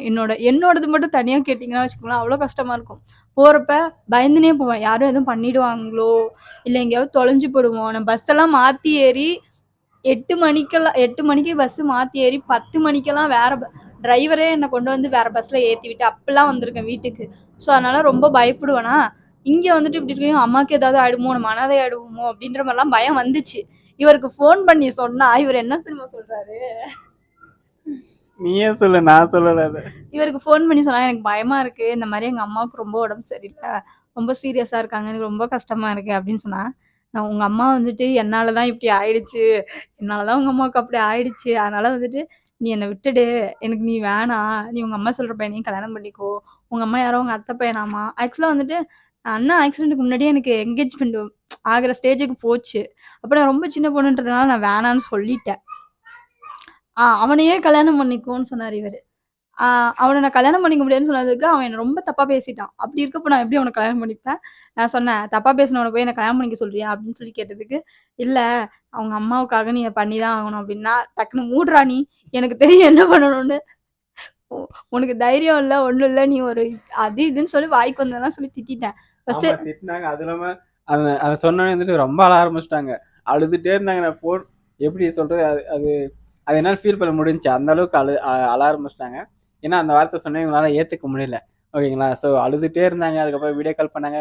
வீடியோ கால் பண்ணவே வீடியோ கால் அழுறாங்க. என்னால் என்ன சொல்லி அந்த அளவுக்கு நிப்பாட்ட முடியல, அழுதுகிட்டே இருந்தாங்க. அதுக்கப்புறம் சரி பார்த்துக்கலாம் வீடுன்னு சொல்லிட்டு கொஞ்சம் ஆறுதல் பண்ணேன். ஆறுதல் பண்ணதுக்கு அப்புறம் தான் வந்துட்டு வீட்டுல ஒரு விஷயமும் நடந்துச்சு. இது ஹாஸ்பிட்டலுக்கு போனாங்க. ஆக்சுவலா வந்துட்டு அப்போ வந்துட்டு அம்மாவுக்கு அந்த மாதிரி இருந்தா பக்கத்து வீட்டுல உள்ளவங்க ரொம்ப கேரிங்கா இருந்தாங்க எங்க மேல. அவங்க பையன் வந்துட்டு என்கிட்ட உங்க அம்மா நீ நல்லா பாத்துக்கிற, அப்படி இப்படி உன்னை பத்தி அம்மா கிட்ட சொல்லிட்டு இருந்தல, அப்படி என்கிட்ட க்ளோஸ் ஆகுறான். அவன் வேற, இவன் என்னை விட்டு விலகாம அவன் கிட்ட க்ளோஸ் ஆகுறான். நான் சொல்லிட்டேன் நான் ஆல்ரெடி லவ் ஃபெயிலியர்ல உட்காந்துருக்கேன், நீ வேற வந்து என்ன எரிச்சல் ஏத்தாத, கிளம்பி போயிடு அப்படின்ட்டு. அவங்கிட்ட லவ் ஃபெயிலியர் ஆயிடுச்சா, என்னாச்சு நான் ஓப்பனா சொல்லிட்டேன், இங்க பாரு செத்தாலும் அவனை தான் கல்யாணம் பண்ணிக்கோன்னு உறுதி ஆயிட்டேன், இதுக்கு மேலலாம் எதுவும் பண்ண முடியாது போ அப்படின்னு சொல்லிட்டு. அவன் வந்து சரி நான் அப்பெல்லாம் நினைக்கல உங்ககிட்ட, நீ உறுதியா இரு, நீ நம்பிக்கை வை, கண்டிப்பா ஒன் சைட் லவ்வே வந்து ஜெயிக்கும் போது டபுள் சைடா பண்றது ஜெயிக்காதா அப்படின்னு சொல்லி, அதாவது என்கிட்ட க்ளோஸ் ஆக வந்தவனே எனக்கு ஹோப் கொடுக்க ஆரம்பிச்சிட்டான். அதுக்கப்புறம் நான் வந்துட்டு இவன்ட்ட ஃபோன் பண்ணி டேய் நம்பிக்கை வைடா, நம்பிக்கை வச்சாதான்டா லவ் சக்சஸ் ஆகும் அப்படின்ட்டு அவன் பேசின தைரியத்துல இவங்கிட்ட பேசினேன். இவங்க என்ன பண்ணாங்கன்னா சாரி பாலாஜி, இவங்க என்ன பண்ணாங்கன்னா சரி ஓகே அப்படின்னா கண்டிப்பா நான் நம்பிக்கை வைக்கிறேன் அப்படின்னு சொன்னாரு. நம்பிக்கை வைக்கிறேன்னு சொன்னாரு, வந்து நம்பிக்கை வைக்கல. நான் வந்துட்டு எனக்கு வந்துட்டு அந்த பையன் சொன்னது ஃபுல்லா மைண்ட்ல ஏத்திடுச்சு. உங்க அம்மா பார்த்தாலே தெரியுது நல்லவங்கன்னு, நீ எடுத்து சொன்னா புரிஞ்சுக்குவாங்க, கொஞ்சம் கொஞ்சமா மனசை மாத்து, உடனே எல்லாம் மனசு யாரும் மாற மாட்டாங்க அப்படின்னு சொல்லிட்டு நானும் சரின்னு சொல்லிட்டு அவன்கிட்ட சொல்லிட்டு தேங்க்ஸ் அப்படின்னு சொல்லிட்டேன். அதுக்கப்புறம் என்னாச்சுன்னா அம்மாவுக்கு கொஞ்சம் உடம்பு கிளியர் ஆகி வீட்டுக்கு வந்துட்டாங்க. இவர் ஃபோன் பண்ணி விசாரிச்சாரு. ஆமா நான் ஃபோன் பண்ணி அவங்க அம்மாட்டே நான் பேசினேன். ஓகேங்களா. ஸோ இப்போ எப்படி இருக்கு உடம்பு நல்லா இருக்குன்னு சொல்லி நானே வாண்டடாக பேசினேன். அவங்களும் வந்துட்டு அவாய்ட்லாம் பண்ணல. அவாய்ட்லாம் பண்ணல. அவங்க வந்துட்டு ரெஸ்பான்ஸ் பண்ணாங்க. ஓகேங்களா? அப்பயும் வந்துட்டு இவங்கள கண்டிச்சாங்க. பேசக்கூடாது, போக்கூடாது, வரக்கூடாது. எதுக்கு பேசுற? ஸோ நான் லைன்ல இருக்கிறப்ப கிடையாது. இவங்க தனியா வந்துட்டு இவங்கள வந்து கண்டிச்சாங்க. பேசக்கூடாது அப்படின்னு சொல்லிட்டு. பட் என்கிட்ட நல்லா தான் பேசினாங்க. பட் இருந்தாலும் நான் வந்துட்டு அவங்களுக்கு தெரியாமலேயோ தெரிஞ்சோ தெரியாமலே தெரியாது. பட் நாங்க வந்துட்டு மெசேஜ் பண்ணிப்போம், பேசிப்போம். தெரிஞ்சாலும் தெரியாத மாதிரி தான் இருந்துப்போம் நாங்க வந்துட்டு. அந்த மாதிரி தான் வந்துட்டு எங்களுக்குள்ள போச்சு கொஞ்ச நாளா. ஏன்னா அந்த பையன் வந்துட்டு எங்க அம்மா கிட்ட வந்துட்டு உங்க பொண்ணு நல்லா பாத்துக்கிறாங்க, முகம் தெரியாத பொண்ணுக்கு இவ்வளோ பண்றாங்க அப்படி இப்படின்னு சொல்லிட்டு உங்க பொண்ணு சாப்பிடல அப்படி இப்படின்னு ஹாஸ்பிட்டல்ல இருக்கும்போது அந்த பையன் எங்க அம்மா மனசை மாத்திருக்கான் கொஞ்சமா. அவன் கொஞ்சமா மாத்தின கேப்ல நான் ஃபுல்லா மாத்த ட்ரை பண்ண ஆரம்பிச்சிட்டேன். அப்புறம் நான் என்னாச்சுன்னா இந்த சைடு வீடு கட்டிட்டு இந்த பக்கம் வந்துட்டோம். இந்த சைடு வந்ததுக்கு அப்புறம் தான் இந்த மொபைலை மறைக்கிறதே பிரச்சனையா போச்சு எனக்கு. நான் கட்டில்ல வந்துட்டு நான் படுத்துப்பேன், எங்க அம்மா கீழே படுத்துப்பாங்க. கட்டில்ல படுத்திருந்தா லைட் எரிஞ்சாலும் கீழே தெரியும்ல, அதனால பெட்ஷீட்டை போத்தின்னு மெசேஜ் பண்ணிட்டே இருப்பேன். டக் டக் டக் டக்குன்னு வால்யூம் எல்லாம் குறைச்சி வச்சுட்டு குறைச்சி வச்சுட்டு பண்றதுனால அம்மாவுக்கு தெரியாது. அதுக்கப்புறம் தீபாவளி டயத்துல வேலை ஓவரா இருக்கும். நான் வந்து ஜவுளி கடையில் வேலை பார்த்தேன்னா, அதனால வேலை ஓவரா இருக்கும். நைட்டு வர்றதே 10 மணிக்கு. இவருக்கும் எனக்கும் ரொம்ப சண்டை வர ஆரம்பிச்சிருச்சு. ஞாபகம் இருக்கா? ஆமா. பேச முடியலன்னு ரொம்ப சண்டை வர ஆரம்பிச்சிருச்சு. அப்போ வந்துட்டு என்னாச்சுன்னா, இல்ல நான் அந்த மாரி 10 மணிக்கு வரேன். நான் வந்துட்டு சாப்பிட்டுட்டு அப்படியே கை கழுவி வச்சுட்டு அப்படியே படுத்துருவேன். எங்க அம்மா தான் வந்துட்டு எடுத்து வச்சுட்டு என் கால அவங்க மடியில வச்சு அமுக்கிக்கிட்டு இருப்பாங்க. அதனால நான் வந்துட்டு சரியா பேச முடியாது. அப்படி இருக்கும்போது நான் எப்படி ஃபோன்ல பேசிட்டு தூங்க முடியும் சொல்லுங்க? என் கால் வச்சு அமுத்திட்டு இருக்கும்போது. அதனால நான் ஃபோனெல்லாம் அவாய்ட் பண்ணிட்டு தூங்க ஆரம்பிச்சுட்டேன். என்னாச்சுன்னா, இவருக்கு வந்துட்டு உடம்பு சரியில்லாம போயிடுச்சு போல. அதனால ஒரு 1 வாரமோ, 2 வாரமோ சரியா பேச முடியல. ஒரு நாள் வந்துட்டு ஃப்ரீ ஆயிட்டேன். ஃப்ரீ ஆயிட்டு என்னன்னா, ஃபோன் பண்ணா, ஃபோன் யாரோ ஒருத்தவங்க எடுக்குறாங்க. யாரோ ஒருத்தவங்க எடுத்து இந்த மாரி ஸ்கேன் பண்ண போயிருக்காங்க அப்டின்ட்டு. என்ன ஸ்கேன் பண்ண போயிருக்காங்க அப்டின்னா, அந்த மாரி சும்மா டியூப் என்ன இருக்குதுன்னு சொல்லிட்டு சேஞ்ச் பண்றதுக்காக ஸ்கேன் பண்ண போயிருக்காங்க அப்டின்னு சொல்லிட்டு சொன்னாங்க. திருப்பி ஒரு 1/2 அன் ஹவர் கழிச்சு ஃபோன் வந்துச்சு. இவர் தான் பேசினாரு. ஆமா. ஹெல்த் கொஞ்சம் ப்ராப்ளம் இருந்துச்சு. ஸோ ஒரு 2 நாள் வந்துட்டு பெட் ரெஸ்ட்ல இருக்குன்னு சொல்லிட்டு சொல்லிட்டாங்க. ஸோ அப்போ வந்துட்டு எல்லாம் இன்ஃபார்ம் பண்ணேன். இவங்க உடனே அழ ஆரம்பிச்சிட்டாங்க. ஸோ என்னாச்சு? எதனால ஆச்சு? இப்படி எதுக்கு நீ இது ஃபீல் பண்ண?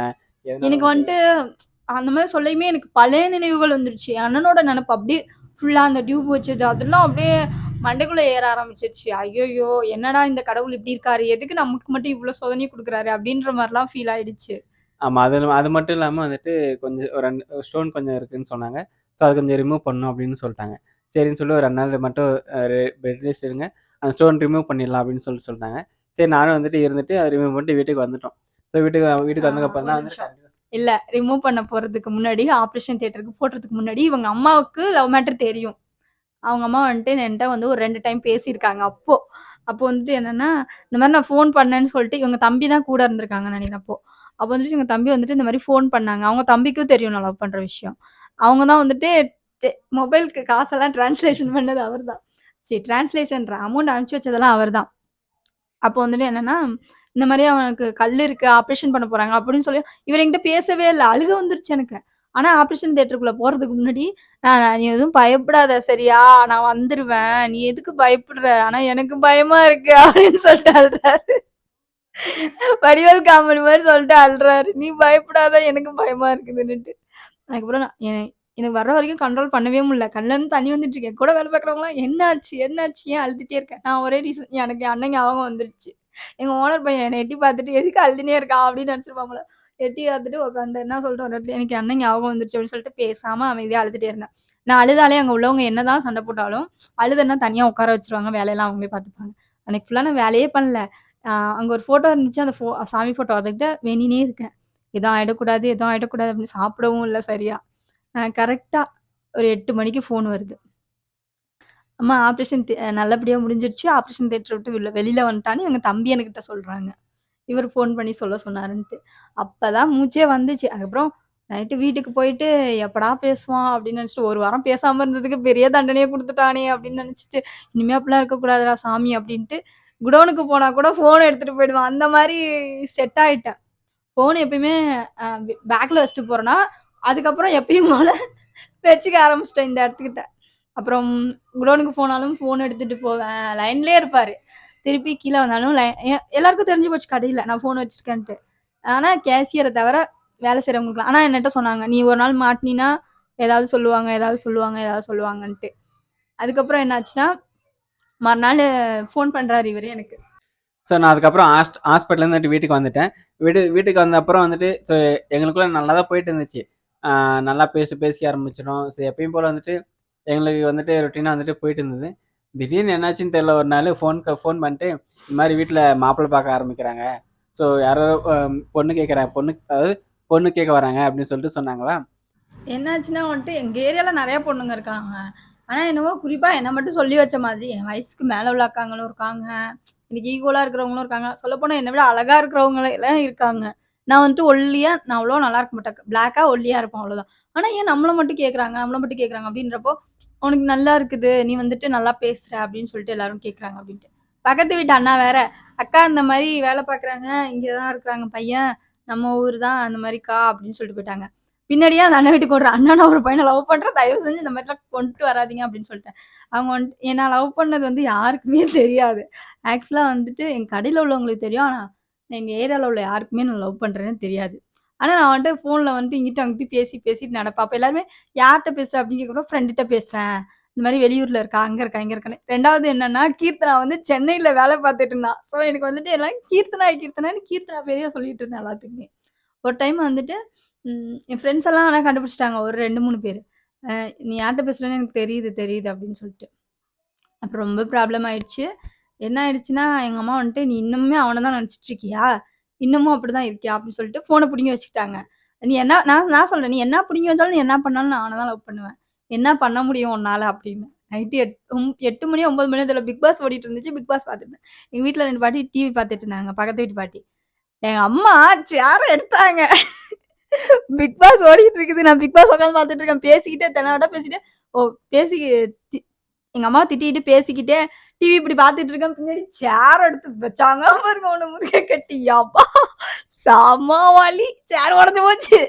அந்த 2 பாட்டிக்கும் அள்ளு விட்டுருச்சு. ஐயோயோ கொல்றாளேன்னுட்டு எங்க அம்மாவை பிடிச்சிட்டு அந்த 2 பாட்டியும், அக்கம் பக்கத்துல உள்ளவங்களுக்கு தெரியாதுரி, தெரிய வச்சிடாதடி உன் பொண்ணு லவ் பண்றான்னு அப்படின்னு வாய மூடுறி அப்படின்னு. தெரிஞ்சா தெரிஞ்சுட்டு போகுது அப்படின்னு எங்க அம்மா என்ன கேட்டா சொல்லி திட்டினாங்க. அந்த மாதிரி பண்ணிக்கிட்டு இருக்கா, போய்கிட்டு இருக்கா. ஏற்கனவே ஒருத்தன் எங்க அம்மா வந்துட்டு ரொம்ப சின்ன வயசுல இருந்து ரொம்ப கஷ்டப்பட்டாங்க. அதனால நான் கஷ்டப்பட்டது பத்தாதா, இவ்வளோ ஒரு நல்ல இடத்துல சேர்த்துடலான்னு பார்த்தா இப்படி பண்ணிட்டு இருக்கா அப்படின்னு சொல்லிட்டு முத நாள் ஒரு சேர் உடையுது, விளக்கமா இருப்பீது, சரியான அடி இது. மறுநாள் என்னன்னா போன் எடுத்துட்டு போயிட்டாங்க, அம்மாவுக்கு தெரியாம போன் எடுத்துட்டு போயிட்டேன் கடைக்கு. எங்க அம்மா வந்துட்டு பாத்துருக்காங்க, போன் இல்லைங்க, செம்ம காண்டாயிட்டாங்க. எங்க அம்மா வந்துட்டு காலைல நான் வேலைக்கு போறதுக்கு பிறகுதான் போவாங்க. நான் 8 மணிக்கு போவாங்க, 9 மணிக்கு போவாங்க. நான் வந்துட்டு 9 மணிக்கு வருவாங்க, அவங்க 6 மணிக்கு வருவாங்க. கட்டட வேலை தான் செய்வாங்க. அதனால வந்துட்டு ஃபோன் பார்த்துருக்காங்க, ஃபோன் இல்லை. ஏன்னா எங்கள் அம்மா எப்பயுமே வந்தால் என் அண்ணனோட ஃபோனில் என் அண்ணன் ஃபோட்டோவை பார்ப்பாங்க. அதை வந்து அவங்க சின்ன வயசுலேருந்தே ஆசையாக வளர்த்த பிள்ளைன்றதுனால அவங்க ஃபோட்டோவை பார்ப்பாங்க. என்னாச்சுன்னா ஃபோன் இல்லைங்க, எங்கள் அம்மா கோவம் வந்துருச்சு. கரெக்டாக சைக்கிள் விட்டு இறங்குறேன், லைனில் இருக்கிறாரு சாரு. எங்கள் அம்மா உட்காந்துருக்கு பத்திரகாளி மாதிரி வாசல்லே உட்காந்துருக்குது. ஐயோ என்னடா ஆச்சு, இன்னைக்கும் சண்டையா, நேத்து வாங்கினதே முதுகுல கோடு விழுந்துருச்சு, இன்னைக்குமா அப்படின்னு நினைச்சுனே சைக்கிள் விட்டு இறங்கிட்டு ஏமா இங்க உட்காந்துருக்கா, வாமா உள்ளான்ற உள்ள தள்ளி விட்டு கதவை லாக் போட்டு சேரால போட்டு அந்த சேரு டாரா உடஞ்சிருச்சு. ஆக்சுவலி சொல்ல போனா அந்த சேர் வந்து நான் அண்ணனோட மெமரிஸா வச்சிருந்தேன். அவன் உட்கார்ந்துருந்த சேரு என்னை அடிச்சதை விட அந்த சேரு உடஞ்சிருச்சு, அதை தூக்கி போட்டுருவாங்கன்றது நினைச்சுதான் ரொம்ப அழுகுறேன். அவ்வளோ அடி அடிச்சாங்க. திருப்பி நீ இருக்கிறத விட செத்து போயிடலாம் அப்படி இப்படிலாம் சொல்லி திட்டினாங்க.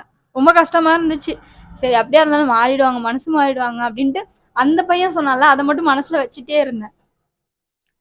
அப்போ வந்துட்டு கடைக்கு போகும்போது ஒரு நாள் யதார்த்தமா அந்த பையனை பார்த்துட்டேன். அந்த பையனும் அதே ஊர் தான். நான் வந்துட்டு எங்க ஊர்ல இந்த மாதிரி இது அவங்க வந்து கிறிஸ்டினா, நைட்டு வந்துட்டு கிறிஸ்துமஸ் கொண்டாடுறோம் வரியா அப்படின்னு கேட்டாங்க. நான் சரி ஒரு கூட டைம் ஸ்பெண்ட் பண்ணலாமேன்னு சொல்லிட்டு போலான்னு யோசிச்சேன். ஆனா எங்க அம்மா கண்டுபிடிச்சிட்டாங்க. நீ எங்க போற, இப்ப கூத்தடிக்க வர ஆரம்பிச்சிட்டியா அப்படின்னு சொல்லிட்டு, நீ எல்லாம் போகக்கூடாது, வீட்டிலே இரு அப்படின்னு சொல்லி. சரி நானும் வீட்டிலே இருந்துட்டேன். அன்னைக்கு போகல. நான் என்னாச்சுன்னா ரொம்ப சண்டை ரொம்ப ஓவரா வர ஆரம்பிச்சிருச்சு. எனக்கும் எங்க அம்மாவுக்கும் இடையில ரொம்ப கேப் விழுந்துருச்சுன்னே சொல்லலாம். அப்போ என்னாச்சுன்னா ஒரு நாள் வந்துட்டு எங்க அம்மாவுக்கு வந்துட்டு உடம்பு சரியில்லாமல் போயிடுச்சு. திடீர்னு மறுபடியும் உடம்பு சரியில்லாமல் போயிடுச்சு. அப்போ வந்து ஹெல்ப் பண்ண யாருமே இல்லை. ஏன்னா இவங்க அண்ணனுங்கெல்லாம் வெளியூருக்கு வேலைக்கு போயிட்டாங்க. ஸோ எங்கள் சுதாக்கா என்ன பண்ணாங்க, எனக்கு கல்யாணம் பண்ணி வச்சாங்க. அவங்க ஒய்ஃப் வந்துட்டு என்ன பண்ணாங்கன்னா, அம்மா வந்துட்டு பார்க்க ஆரம்பிச்சிட்டாங்க. அப்போ வந்துட்டு இவர் எங்கள் அம்மா கூட ரொம்ப டச் ஆக ஆரம்பிச்சிட்டாரு, ஃபோன் பண்ணி பேச ஆரம்பிச்சிட்டாரு. ஆமாம், அப்போ அடிக்கடிக்கு பேச ஆரம்பிப்பேன். பட் இருந்தாலும் அவங்க வந்துட்டு விருப்பம் இல்லாமல் தான் பேசிட்டு இருந்தாங்க. ஓகேங்களா. ஸோ நான் ஃபோன் பண்ணி பேசுறேன்னு சொல்லிட்டு அவாய்ட் பண்ணக்கூடாது அப்படின்ட்டு தான் வந்துட்டு பேசுவாங்க. சரி நானும் சரி அதே சாக்கு வச்சு நானும் பேசி அப்பப்போ பேசுவேன். பட் இருந்தாலும் வந்துட்டு அப்படிதான் போயிட்டு இருந்துச்சு கொஞ்ச நாளா. பட் ஆனால் என்ன பிடிக்காது. ஒண்ணுன்னா வந்துட்டு எங்களுக்கு காசு கேட்ட இடத்துல வந்துட்டு கிடைக்கல அப்போ வந்து டக்குன்ட்டு. ஏன்னா இது அம்மாவோட வந்து ரொம்ப சீரியஸான கண்டிஷன் வந்துட்டாங்க. ஸோ அப்போ வந்துட்டு நான் வந்து இவர்கிட்ட கேட்டேன். இந்த மாதிரி எனக்கு ஒரே ஒரு டைம் மட்டும் ஹெல்ப் பண்ணேன். ரொம்ப இல்லை, ஒரு 2000 மட்டும் வேணும் அப்படின்னு சொல்லிட்டு என்கிட்ட காசு இருக்கான கம்மியா இருக்குது அப்படின்னு சொல்லிட்டு கேட்டேன். இவர் வந்துட்டு சரி அப்படின்னு சொல்லிட்டு அமுச்சு விட்டார். அது வந்து எங்க அம்மா மனசுல ஒரு டச் ஆயிடுச்சு. அதுக்கப்புறம் பார்த்தீங்கன்னா எங்க அம்மாவுக்கு தெரியாது அது வந்துட்டு. நான் வந்து சொன்னேன் இந்த மாதிரிம்மா அப்படின்ட்டு. அதுக்கப்புறம் வந்துட்டு எங்க அம்மா ஓரளவு புரிஞ்சு வச்சுட்டாங்க. ஆனா எங்க அம்மாவுக்கு என்னன்னா எங்க அம்மா வந்து என்னை கூப்பிட்டு சொன்னாங்க. அன்னைக்கு தான் நான் தெரிஞ்சுக்கிட்டேன் எங்க அம்மா வந்துட்டு இவர் லவ் பண்ணதுக்காக அடிக்கல, இந்த மாதிரி மாப்பிள்ளைய லவ் பண்ணதுக்காக அடிக்கலன்ட்டு. பவானி அவரே தான் கல்யாணம் பண்ணிக்கணுமா, அவரே தான் உனக்கு வேணுமா? ஆமாம்மா அப்படின்னு. சரி நீங்க அப்ப எங்க அம்மா ஒரு வார்த்தை சொன்னாங்க. நீங்க 2 பேரும் லவ் பண்ணுங்க, நான் எதுவுமே சொல்ல மாட்டேன், உன்னை வேற ஒரு மாப்பிள்ளைக்கும் கல்யாணம் பண்ணி கொடுக்க மாட்டேன், ஆனா நீ என் கூடயே இருந்துரு, உன் அண்ணன் போன மாதிரி நீனும் போயிட்டீன்னா யார் என்ன பாத்துக்குவா, எனக்குன்னு நீங்க 2 பேர் தானே இருக்கீங்க அப்படின்னு சொல்லிட்டு எங்க அம்மா வந்துட்டு அழ ஆரம்பிச்சிட்டாங்க. நான் வந்துட்டு அம்மா இப்படியே நீ வச்சிருப்பியாம்மா, எப்படியா இருந்தாலும் எனக்கு கல்யாணம் பண்ணி கொடுத்து இன்னொரு வீட்டுக்கு அனுப்பிச்சு தானே வைப்பேன், எல்லாருமே இப்படியே இருந்துருவாங்களா சொல்லு அப்படின்னு சொல்லிட்டு நான் எங்க அம்மா கிட்ட எடுத்து சொன்னேன். எங்க அம்மா நீ இந்த ஊர்லயே இருக்கிற மாப்பிள்ளையா கல்யாணம் பண்ணிக்கிட்டா கூட பரவாயில்ல, நான் அடிக்கடி உன்னை வந்து பார்ப்பேன், நீ வந்து ரொம்ப தூரம் போறம்மா, நான் எப்படிமா உன்னை விடுவேன், ஒசூர்லாம் எங்க இருக்குன்னே எனக்கு தெரியாதும்மா, நான் எப்படிமா உன்னை விடுவேன் அப்படின்னு சொல்லிட்டு எங்க அம்மா ரொம்ப அழுகுறாங்க. சரி அப்போதைக்கு அம்மா மனசு கஷ்டப்படுத்தணுமே, சரி பாப்போம்மா, இப்போதைக்கு அந்த பேச்செல்லாம் எதுவும் வேணாம் பாப்போம் அப்படின்னு சொல்லிட்டு விட்டுட்டேன். எங்க அம்மா சொல்ற மாதிரி லவ் பண்ணிட்டே இருந்துடலாம். எங்க அம்மா இவருக்கு ஃபோன் பண்ணி சொல்றேன், அம்மா லவ் பண்ணிட்டே இருந்துருவோம்மா, கல்யாணம் எல்லாம் வேணாம், எங்க அம்மா ரொம்ப ஃபீல் பண்றாங்க அப்படின்னு சொல்லிட்டு சொல்றேன். இவங்க என்ன சொல்றாங்கன்னா, அப்படிலாம் போய் யாராவது இருப்பாங்களா, அப்படி இருந்தா அதுக்கு பேர் என்னடி அப்படின்னு சொல்லிட்டு இவர் சொல்றாரு. அப்புறம் வந்துட்டு தீபாவளி நான் வேற கடையில வேலைக்கு சேர்ந்துட்டேன். அந்த ஓனர் என்ன ரொம்ப திட்டிட்டாருன்னு சொல்லிட்டு நான் வேற கடையில வேலைக்கு சேர்ந்துட்டேன். எனக்கு அங்க விட்டு போக மனசு வரல, இருந்தாலும் வேற கடையில வேலைக்கு சேர்ந்துட்டேன். அங்க சேர்ந்துட்டு சேலரி கம்மியா குடுத்தாங்க. எவ்வளோன்னு சொன்னா நீங்களே சிரிப்பீங்க, அதனால நான் சொல்லல. ஆக்சுவலா சொல்ல போனா ஒரு கடைக்கு வேலைக்கு போனாலும் இல்லை எங்க போனாலும் சரி வேலைக்கு போனோம் அப்படின்னா மினிமம் ஒரு 8000 இல்லைன்னா ஒரு 9000 இல்லை ஆக்சுவலா இன்னும் கம்மி பண்ணா கூட ஒரு 5000 வச்சுக்கோங்களேன். காலைல 8 மணிக்கு அவ்வளவு போவேன், கொடுப்பாங்க இல்லையா. காலைல 8 மணிக்கு போவேன், நைட்டு வந்துட்டு 9 மணி அப்படிதான் 9 மணிக்கு தான் வருவேன். வருவாங்க. வெறும் 2000 ரூபாய் தர்றாங்க. வெறும் 2000 தான் கொடுத்தாங்க. சரி எனக்கே ஆச்சரியமா போச்சு, என்னடா இவ்வளோதான் கொடுக்குறாங்களா, நான் இவ்வளோ கேட்டேன் போதும் இந்த சம்பளம் ரொம்ப அதிகமா கொடுக்குறாங்க அப்படின்னு சொல்லிட்டு கலாய்ச்சிட்டு இருந்தேன். பட் இருந்தாலும் அந்த சுச்சுவேஷன்ல அங்க இருக்கிற இவங்க இருக்கிற ஏரியால இவ்வளவுதான் கொடுக்குறாங்க, அதுக்கும் போயிட்டு இருக்காங்கன்னு வச்சுக்கோங்களேன். அதுக்கும் வந்துட்டு இன்வைட் பண்றாங்க, நீ வான்னு சொல்லிட்டு, அதாவது என்ன சேர்த்து விடுன்னு சொல்லிட்டு கேட்கறாங்களாம். ஸோ அதுக்கப்புறம் வந்துட்டு 3500 ரூபா அந்த அந்த கடையில வந்துட்டு சம்பளம். அதுக்கப்புறம் டெய்லி 30 ரூபா தந்துருவேன் அப்படின்னு சொல்லிட்டு சொன்னாங்க. சரி இதெல்லாம் கணக்கு பண்ணி பார்த்தா நம்மளுக்கு ஏதோ போதும், நம்ம 2 பேர் தானே, எதுவும் செலவுக்கு ஆகிக்கட்டும் அப்படின்னு சொல்லிட்டு நானும் போனேன் அந்த கடைக்கு. சம்பளத்துக்காக தான் அந்த கடைக்கு போனேன். அங்க போயிட்டா ரொம்ப டஃப். இவர்கிட்ட பேசுறது காலையில கொஞ்ச நேரம் தான்.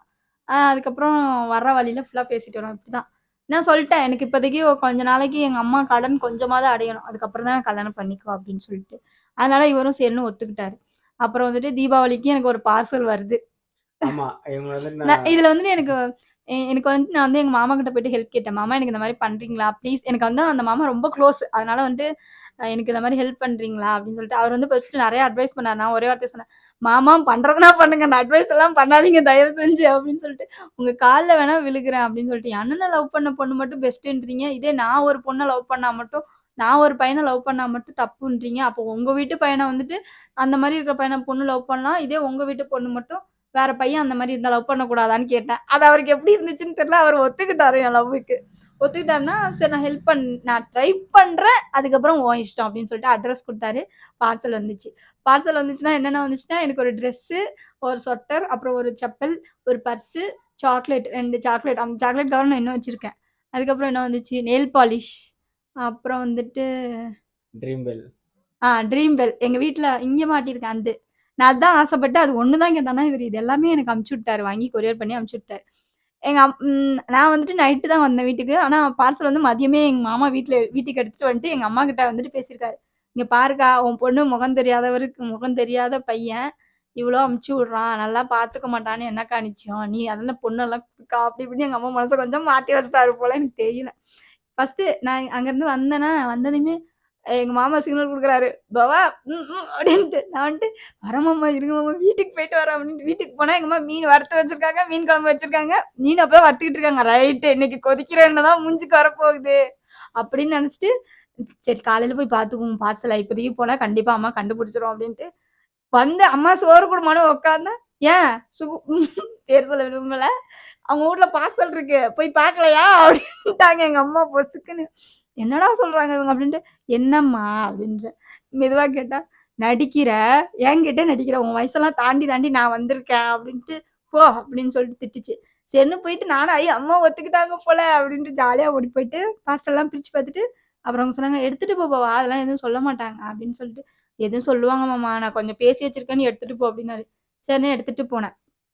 எடுத்துட்டு போயிட்டு வச்சுட்டு எங்க அம்மா பார்த்தாங்க பார்சல. என்னென்ன அனுப்பிச்சிருக்காங்க அப்படின்ட்டு எல்லாத்தையும் எடுத்து கட்டில் மேல வச்சுட்டு தான் எங்க அம்மா பார்த்தாங்க. பார்த்துட்டு தலைய ஆட்டிக்கிட்டே உட்காந்துட்டாங்க. எதுவுமே சொல்லல. திருப்பி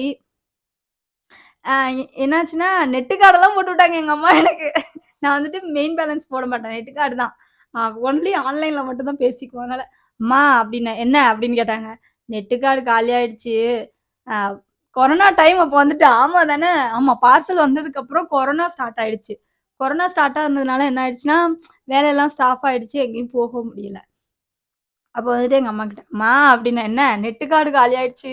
நீ தான் காசு எடுக்க போறீல்ல, எனக்கு நெட் கார்டு போட்டுட்டு வரியா? அப்படிங்க அம்மா டக்குன்னு, ஏன் அவங்ககிட்ட பேசாம இருக்க முடியலையா? அப்படின்னாங்க.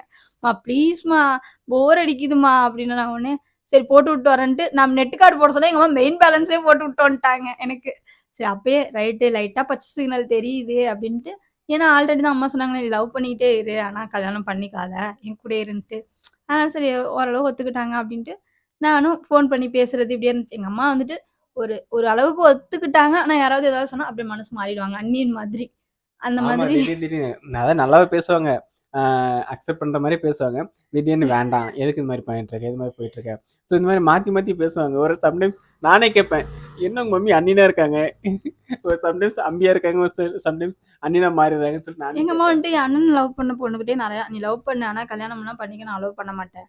எனக்கு ஒரு பொண்ணு இருந்தா நான் அப்படி கட்டி கொடுக்கணும் அப்படின்னு சொல்லி சொல்லி தான் ஆல்ரெடியே பண்ணிக்கிட்டு இருந்தாங்க. இப்போ நானே இப்படி பண்ணி ரொம்ப கஷ்டமாயிடுச்சு. அதுக்கப்புறம் வந்துட்டு ஓரளவு நல்லா போச்சு. ஏன்னா வீட்டிலே தானே இருந்தேன் கொரோனா டயத்தில். அதனால டெய்லி பேசுறது, இது பண்றது அந்த மாரியே இருந்துச்சு. எங்க அம்மா கண்டுக்கிறதுல விட்டுட்டாங்க. இவெல்லாம் திருந்த மாட்டா அப்படின்னு சொல்லிட்டு. ஆனா என்ன ஆயிடுச்சுன்னா, ஊர்ல இருந்து ஒரு ஃபோன் வந்துட்டு இந்த மாரி எனக்கு கல்யாணம் பண்ணி குடுங்க உங்க பொண்ண அப்படின்னு சொல்லிட்டு யாரு கேட்டான்னு எனக்கு தெரியல. அந்த மாரி வரையும் எங்க அம்மா வந்துட்டு மனசு மாறிடுச்சு. இங்கேருந்து எப்படியாவது பிரிச்சு சொந்தக்கார பையனுக்கே கல்யாணம் பண்ணி வச்சிரணும் அப்படின்ற மாரி மனசு மாறிட்டு, ஒரு மாதிரி அ இவர்கிட்ட பேசுறது இவர்ட்ட பேசுறதுன்னு இல்ல. ஒரு மாரி ஆட்டிட்யூட்லாம் சேஞ்ச் ஆச்சு. எனக்கு நல்லாவே தெரிஞ்சுச்சு. அம்மாவோட நடவடிக்கை சரியில்லையே! அப்டின்ட்டு.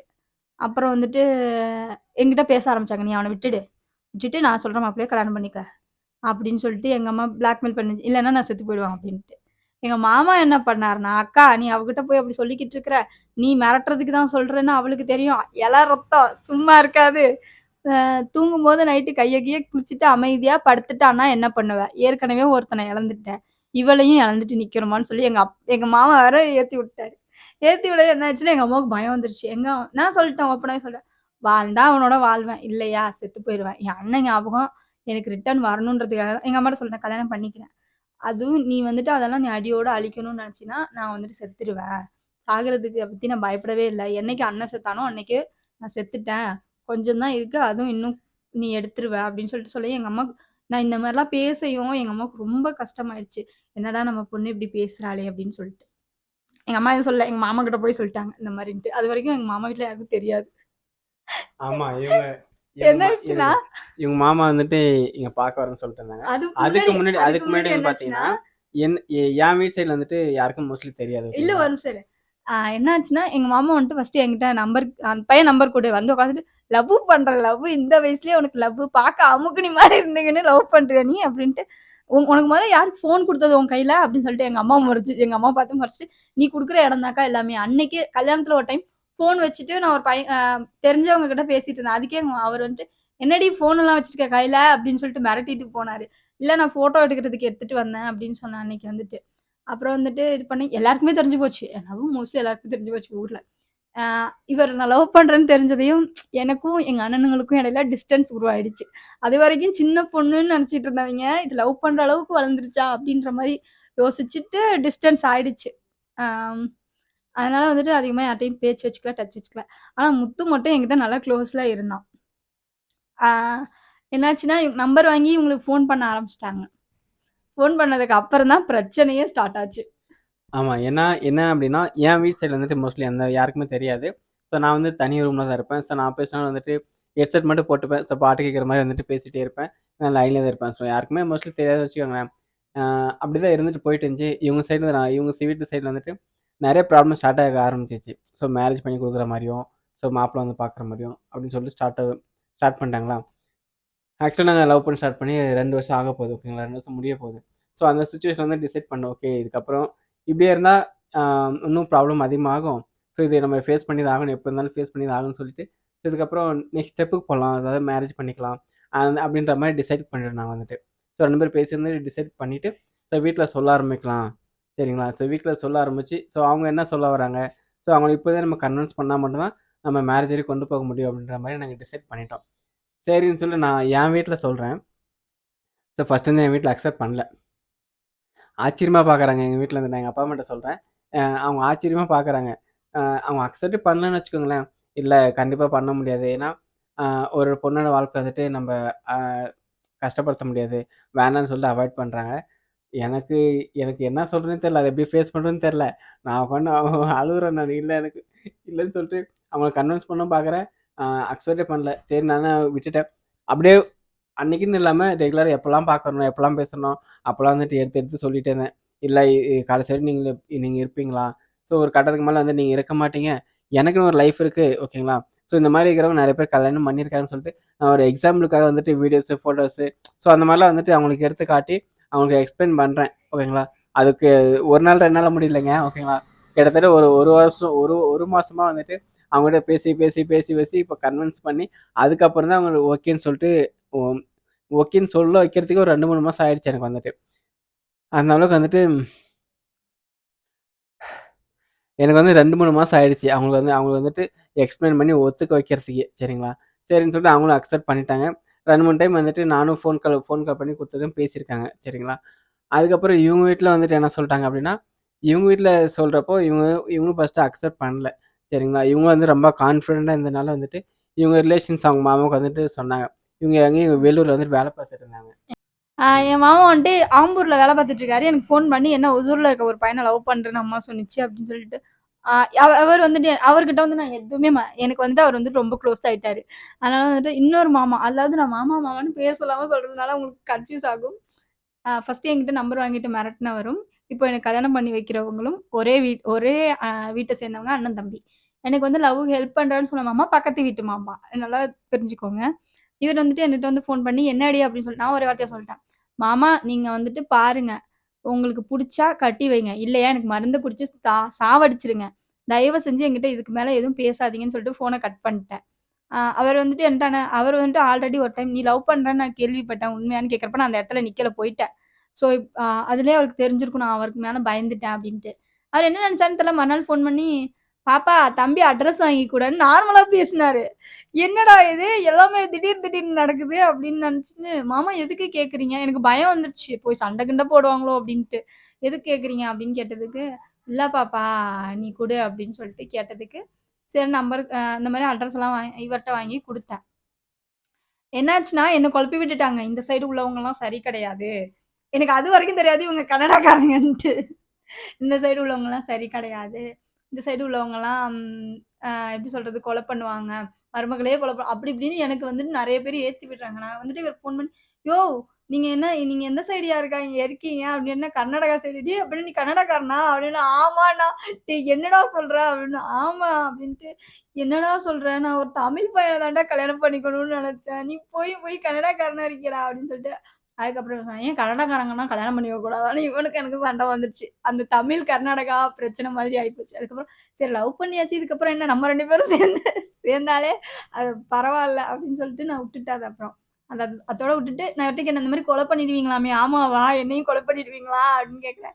"இவ யார்டி இவ லூசா இருக்கா? அப்படிலாம் கிடையாதுடி. நம்மள பிரிக்கிறதுக்கு சதி பண்றாய்ங்கடி" அப்படின்னாங்களா. சரின்ட்டு அப்புறம் நான் சொன்னேன், "சரிடா விடுடா, என்ன இருந்தாலும் பரவால்ல. உன் கூட இருந்து ஒரு நாள் வாழ்ந்தாலும் பரவால்ல. சந்தோஷமா செத்து போவேன்" அப்படின்னு சொல்லிட்டு விட்டுட்டேன். எங்க மாமா வந்துட்டு அப்புறம் இவங்க வீட்டுக்கு வரணும். ஓகேவான்னு கேட்டு சொல்லுன்ட்டு ஃபோன் பண்ணி சொன்னாரு. நான் வந்துட்டு இவருக்கு ஃபோன் பண்ணி சொன்னேன். ஆமா. இவங்க வந்துட்டு ஃபோன் பண்ணி சொல்றாங்க. இவங்க மாமா வந்துட்டு இங்க அப்பா ஆம்பூர்ல என்ன ஃபோன்ல பார்த்தாரு. அதெல்லாம் மறந்துட்டேன். புரியல. அப்பா என்ன வீடியோ கால்ல பார்த்தாருல ஒத்துக்க ஆமா. முடியாதுன்னு. அதுக்கப்புறம் நான் பேசி எங்க வீட்ல ஒத்துக்க வச்சுட்டேன்.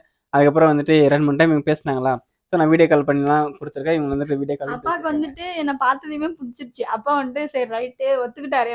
அப்பா என்கிட்ட பேசவே இல்ல. பார்த்துட்டு சிரிக்கிறாரு ஃபோன்ல வீடியோ கால்ல அவ்வளோதான். நானும் சிரிக்கிறேன். சிரிச்சுட்டே இருக்கேன் அவ்வளோதான். அப்பா வந்துட்டு சரிம்மா நல்லா இருக்கியாம்மா? நல்லா இருக்கேன்ப்பா அப்படின்னு அவ்வளோதான் முடிஞ்சுச்சு. பிடிச்சிருக்குடா பொண்ணு. கல்யாணம் பண்ணிக்கல வச்சிடலாம்டா. போயிட்டு பொண்ணு மட்டும் ஃபர்ஸ்ட் பார்த்துட்டு வருவோம்டா அப்படின்னு சொல்லிட்டு சொல்லியிருந்திருக்காங்க போல இவங்க கிட்ட. ஸோ அதுக்கு முன்னாடி வந்துட்டு எங்க மாமா வந்துட்டு இங்க வந்து என்ன பார்க்க வரேன்னு சொல்லிட்டு சொல்லியிருந்தாங்க. ஆம்பூர்ல இருந்துட்டு இங்க வந்தாங்க. எப்பன்னா 2020 தீபாவளிக்கு முன்னாடி. இதுக்கு முன்னாடியே நாங்க ஒரு பிளான் போட்டோம். அத மறந்துட்டோம். என்னன்னா, இவர வந்துட்டு லவ் பண்ண ஆரம்பிச்ச உடனேயே, இவர் வந்துட்டு என்னன்னா, லவ் பண்ணா கல்யாணம் பண்றது ஒண்ணு கண்டிப்பா பண்ணணும். அப்படி கல்யாணம் பண்ணா கண்டிப்பா நமக்குன்னு ஒரு பிசினஸ் இருக்கணும் அப்படின்னு சொல்லிட்டு, இவரு கால் சென்டர்ல வேலை, அங்க இங்க வேலை கொஞ்சம் கொஞ்சம் பண்ணி பார்த்தாரு. செட் ஆகல. இதெல்லாம் நம்மளுக்கு செட் ஆகாதுடா அப்படின்னு சொல்லிட்டு, நாங்க உட்காந்துருக்க இடம் வந்து கார் செட்டா இருந்துச்சு. இந்த இடத்துல வந்துட்டு என்ன பண்ணாருன்னா, கடைய போட்டுறலாம் அப்படின்னு சொல்லிட்டு அவங்க அப்பா கிட்ட சொல்லி கடை போட்டுட்டாரு. எதுக்குன்னு சொன்னா, எனக்கு மட்டும் தான் வீடு. நான் வந்துட்டு கடைய பார்த்துக்கிறேன். நான் அந்த வீட்டு சைடு இல்ல. இவங்கலாம் ஜாயிண்ட் ஃபேமிலியா ஒரே வீட்ல அந்த சைடு இருந்தாங்க. இங்கிட்ட வந்து பிரிஞ்சுட்டு வந்துட்டாரு. அதுவரைக்கும் யாருக்குமே இவர் லவ் பண்றாருன்னு தெரியாது. கொரோனா டயத்திலேயே இது நடந்துகிட்டு இருந்துச்சு. கொரோனா டயத்துக்கு முன்னாடி இது நடந்தது. கடை ஓப்பன் பண்ணிட்டு வீடு, கடை நாங்க இருக்கோம்ல இப்ப, அந்த மாரி செட் பண்ணிட்டாரு. என்ன ஆயிடுச்சுன்னா, அதுக்கு பிறகு தான் வந்துட்டு இவர் வந்துட்டு இவங்க அப்பா கிட்ட அந்த மாரி நான் லவ் பண்றேன் அப்படின்னு சொல்லியிருந்திருக்காரு. முன்னாடியே சொன்னா இதெல்லாம் செஞ்சு தர மாட்டாங்கல்ல. அதனால இவரு பிளான் போட்டு பண்ணிட்டாரு. ஆமா. லவ் பண்றப்ப எனக்கு என்ன தோணுச்சு அப்படின்னா, சரி நமக்கு ஏதாவது ஒரு இன்கம் இருக்கணும் இல்லையா? அம்மா கேட்ட கேள்வி அப்படி. நாங்க ஆமா. சண்டை போட்டப்ப அம்மா ஃபோன்ல பேசினாங்களா, அப்ப கேட்ட கேள்வி. ஸோ ஒரு வார்த்தை கேட்டாங்க. "நீ என்ன தைரியத்துல வந்துட்டு என் பொண்ண பார்த்துப்ப, ஓகேவா? ஸோ நீயே வந்துட்டு அடுத்தவங்கள நம்பி தானே இருக்கிற. நீ வந்துட்டு என் பொண்ண வந்துட்டு எப்படி பார்த்துப்ப?" லைட் எரியுதா? ஆ. "என் பொண்ண வந்துட்டு எப்படி பார்த்துப்ப? உனக்குன்னு என்ன சம்பாத்தியம் இருக்கு? என்ன இன்கம் இருக்கு?" ஸோ இந்த மாரிலாம் கேள்வி கேட்டாங்க. ஸோ அது கரெக்ட்டு தானே, எல்லாரும் கேட்கறது தானே. ஸோ அது எனக்குள்ள ஓடிட்டே இருந்துச்சு. சரி என்ன பண்ணுறதுன்னு சொல்லிட்டு தெரியாம, கார் நிப்பாட்டுறதுக்காக வந்துட்டு வீட்டுக்கு முன்னாடி வந்துட்டு சின்ன இடம் இருக்கு. ஸோ அது அந்த இடத்துல வந்துட்டு கொஞ்சம் மோல்டு போட்டு கடை மாரி வந்து ரெடி பண்ணிட்டேன். ஓகே, மல்லிகை கடை வச்சிடலான்னு சொல்லிட்டு வீட்ல வந்து பேசி ஆ மல்லிகை கடை ஒண்ணு போட்டுட்டேன். சரிங்களா? எப்போனா கொரோனாக்கு முன்னாடி வந்துட்டு ஸ்டார்ட் பண்ணியாச்சு. ஸோ மல்லிகை கடை வந்து நல்லா தான் போயிட்டு இருந்தது. ஆமா. கொரோனாவுக்கு முன்னாடி இவர் பர்த்டே அன்னைக்கு ஸ்டார்ட் என் பண்ணாரு. பர்த்டே அன்னைக்கே ஸ்டார்ட் பண்ணிட்டேன், ஓகேவா? ஸோ என் பர்த்டேவும் அன்னைக்கு தான் கடை ஓப்பன் பண்ணதும் அன்னைக்கு தான். ஸோ அன்னைக்கே வந்துட்டு ஓப்பன் பண்ணிட்டு ஃபோட்டோவும் இவங்களுக்கெல்லாம் அனுப்புனேன். ஸோ இவங்க ரொம்ப ஹாப்பியா இருந்தாங்க, ஃபீல் பண்ணாங்க. சரி அப்போ வந்துட்டு எனக்கு தோணுச்சு, ஓகே கடை இருக்குல்ல அது ஒண்ணு போதும்னு சொல்லிட்டு தோணுச்சு. இது வந்துட்டு எனக்கு வந்துட்டு இது ஒரு இதாயிடுச்சு. ஒரு நல்ல எப்படி சொல்றது? கடை இருக்குது. அவருக்கு கடை இருக்கு அப்படின்னு சொல்றதுக்கு என்ன இருக்குது அப்படின்னு சொல்றதுக்கு இது ஒரு காரணமா அமைஞ்சு போச்சு. அம்மாவும் கடை வச்சுட்டான். பரவால்ல நம்ம பொண்ணுக்காக இவ்ளோ பண்ணிட்டான் அப்படின்னு. இதுக்கு மேல என்ன வேணும் இப்படி இருந்தோம் அப்படின்ற மாரி எங்க அம்மாவுக்கு ஒரு இது வந்துருச்சு. நம்ம பொண்ணுக்காக இவ்ளோ பண்றானே அப்படின்னு சொல்லிட்டு. அப்புறம் எங்க மாமாவும் வந்துட்டு என்னன்னா, எங்க அம்மா வந்துட்டு சொன்னாங்க அந்த மாரி அதுக்கு பிறகு தான் வச்சிருக்காங்க. என் பொண்ணுக்காக இவ்ளோ பண்றாங்க. எங்க மாமாவுக்கு புடிச்சிருச்சு. பார்க்காமலே புடிச்சிருச்சு. அதுக்கப்புறம் இங்க வந்து பார்த்துட்டு ரொம்ப புடிச்சு போச்சு போல. அது எப்படின்னா, ஆக்சுவலா நான் கடை வச்சதுக்கான மோட்டிவ் வந்துட்டு அதுதான். ஸோ மேரேஜ் பண்ணிக்கணும், இவங்கள பார்த்துக்கணும், இவங்க வரணும். எனக்குன்னு ஏதாவது யாரையும் எதிர்பார்க்காம, நானே என்ன சார்ந்து நான் வாழணும்.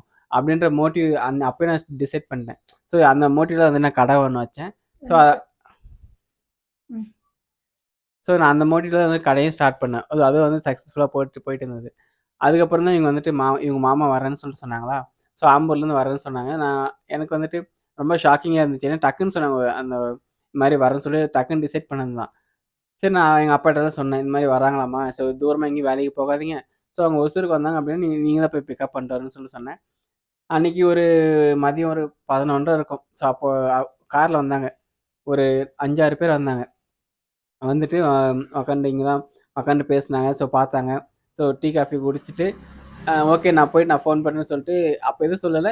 சும்மா பார்த்து பேசிட்டு மட்டும் கிளம்பிட்டாங்க. ஒரு 1 ஹவர்ல வந்துட்டு கிளம்பிட்டாங்க. ஸோ கிளம்பிட்டு வந்துட்டு இவங்களுக்கு என்ன சொன்னாங்கன்னு தெரியல.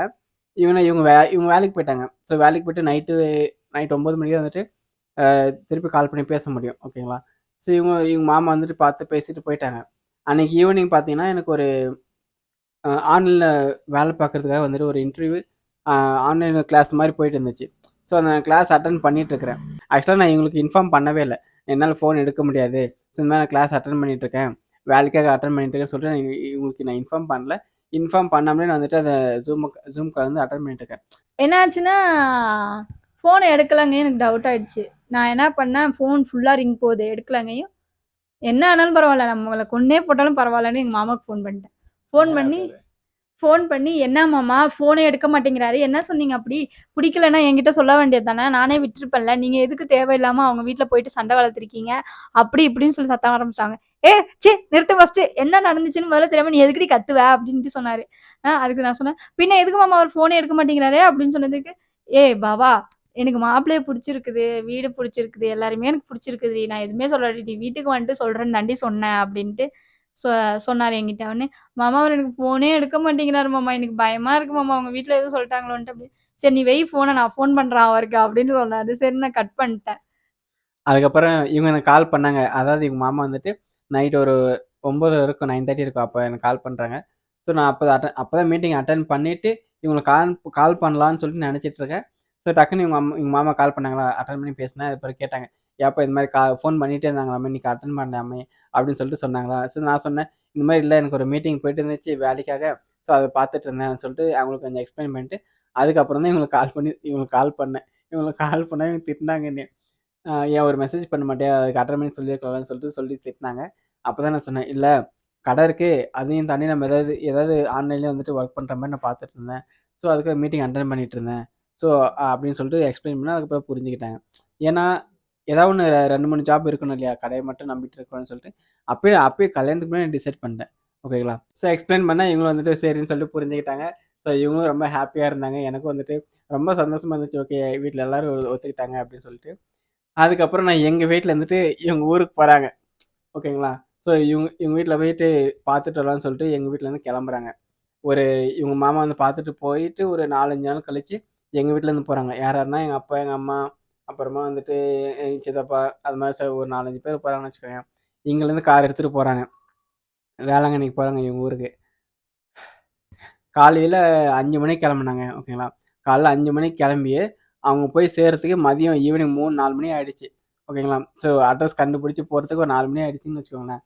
நான் வந்துட்டு எங்க வராங்கன்னு கேட்டுட்டு இவர்கிட்ட, இந்த மாதிரி பாலத்துக்கிட்ட இங்கே தான் நிற்கிறோம் அப்படின்னு. நான் வந்து இங்கே அந்த ரோட் சைடுக்கும் எங்கள் வீட்டுக்கும் வந்து நல்லாவே கிளியரா தெரியும். ஏறி ரெடி பண்ணிட்டு இருந்தாங்க. நான் வந்துட்டு என்ன மாதிரி வண்டி, ஒரு காரு நிற்கிதுமா கிரே கலர் அப்படின்னாங்க. சரி நான் கிரீன் கலர் சுடிதார் போட்டிருக்கேன், கை காட்டுறேன் பாருங்கன்னு சொல்லிட்டு நான் இப்படி நின்றுட்டு இப்படி கை காமிச்சுனா இவங்க அப்பாவுக்கு அதுவே ரொம்ப பிடிச்சி போச்சாமா. அதை நான் அவர் சொல்லுவார் அடிக்கடி என்கிட்ட. அதுக்கப்புறம் வண்டி உள்ள வந்துச்சு. வண்டி உள்ள வந்ததையும் எல்லாருக்கும் தெரிஞ்சு போச்சு. இவங்க வீட்டில் அது வரைக்கும் தெரியாது லவ்வுக்கு ஒத்துக்கிட்டாங்க அப்படின்ட்டு. இவங்க வீட்டில் இருந்து இந்த மாதிரி வராங்க அப்படின்ட்டு எல்லா கூட்டம் கூடிருச்சு எங்கள் வீட்டில். என்னன்னா இதில் ஒரு இது ட்விஸ்ட்டுன்னா, இவங்க மச்சான் வந்திருந்தாங்க. எனக்கு வந்துட்டு அண்ணா மாதிரி வேணும் அவர் வந்துட்டு. அவர் தான் மாப்பிள்ளைன்னு நினச்சிக்கிட்டாங்க. நான் சொன்னேன் அதுக்கு, இவராடி மாப்பிள்ளைன்னு.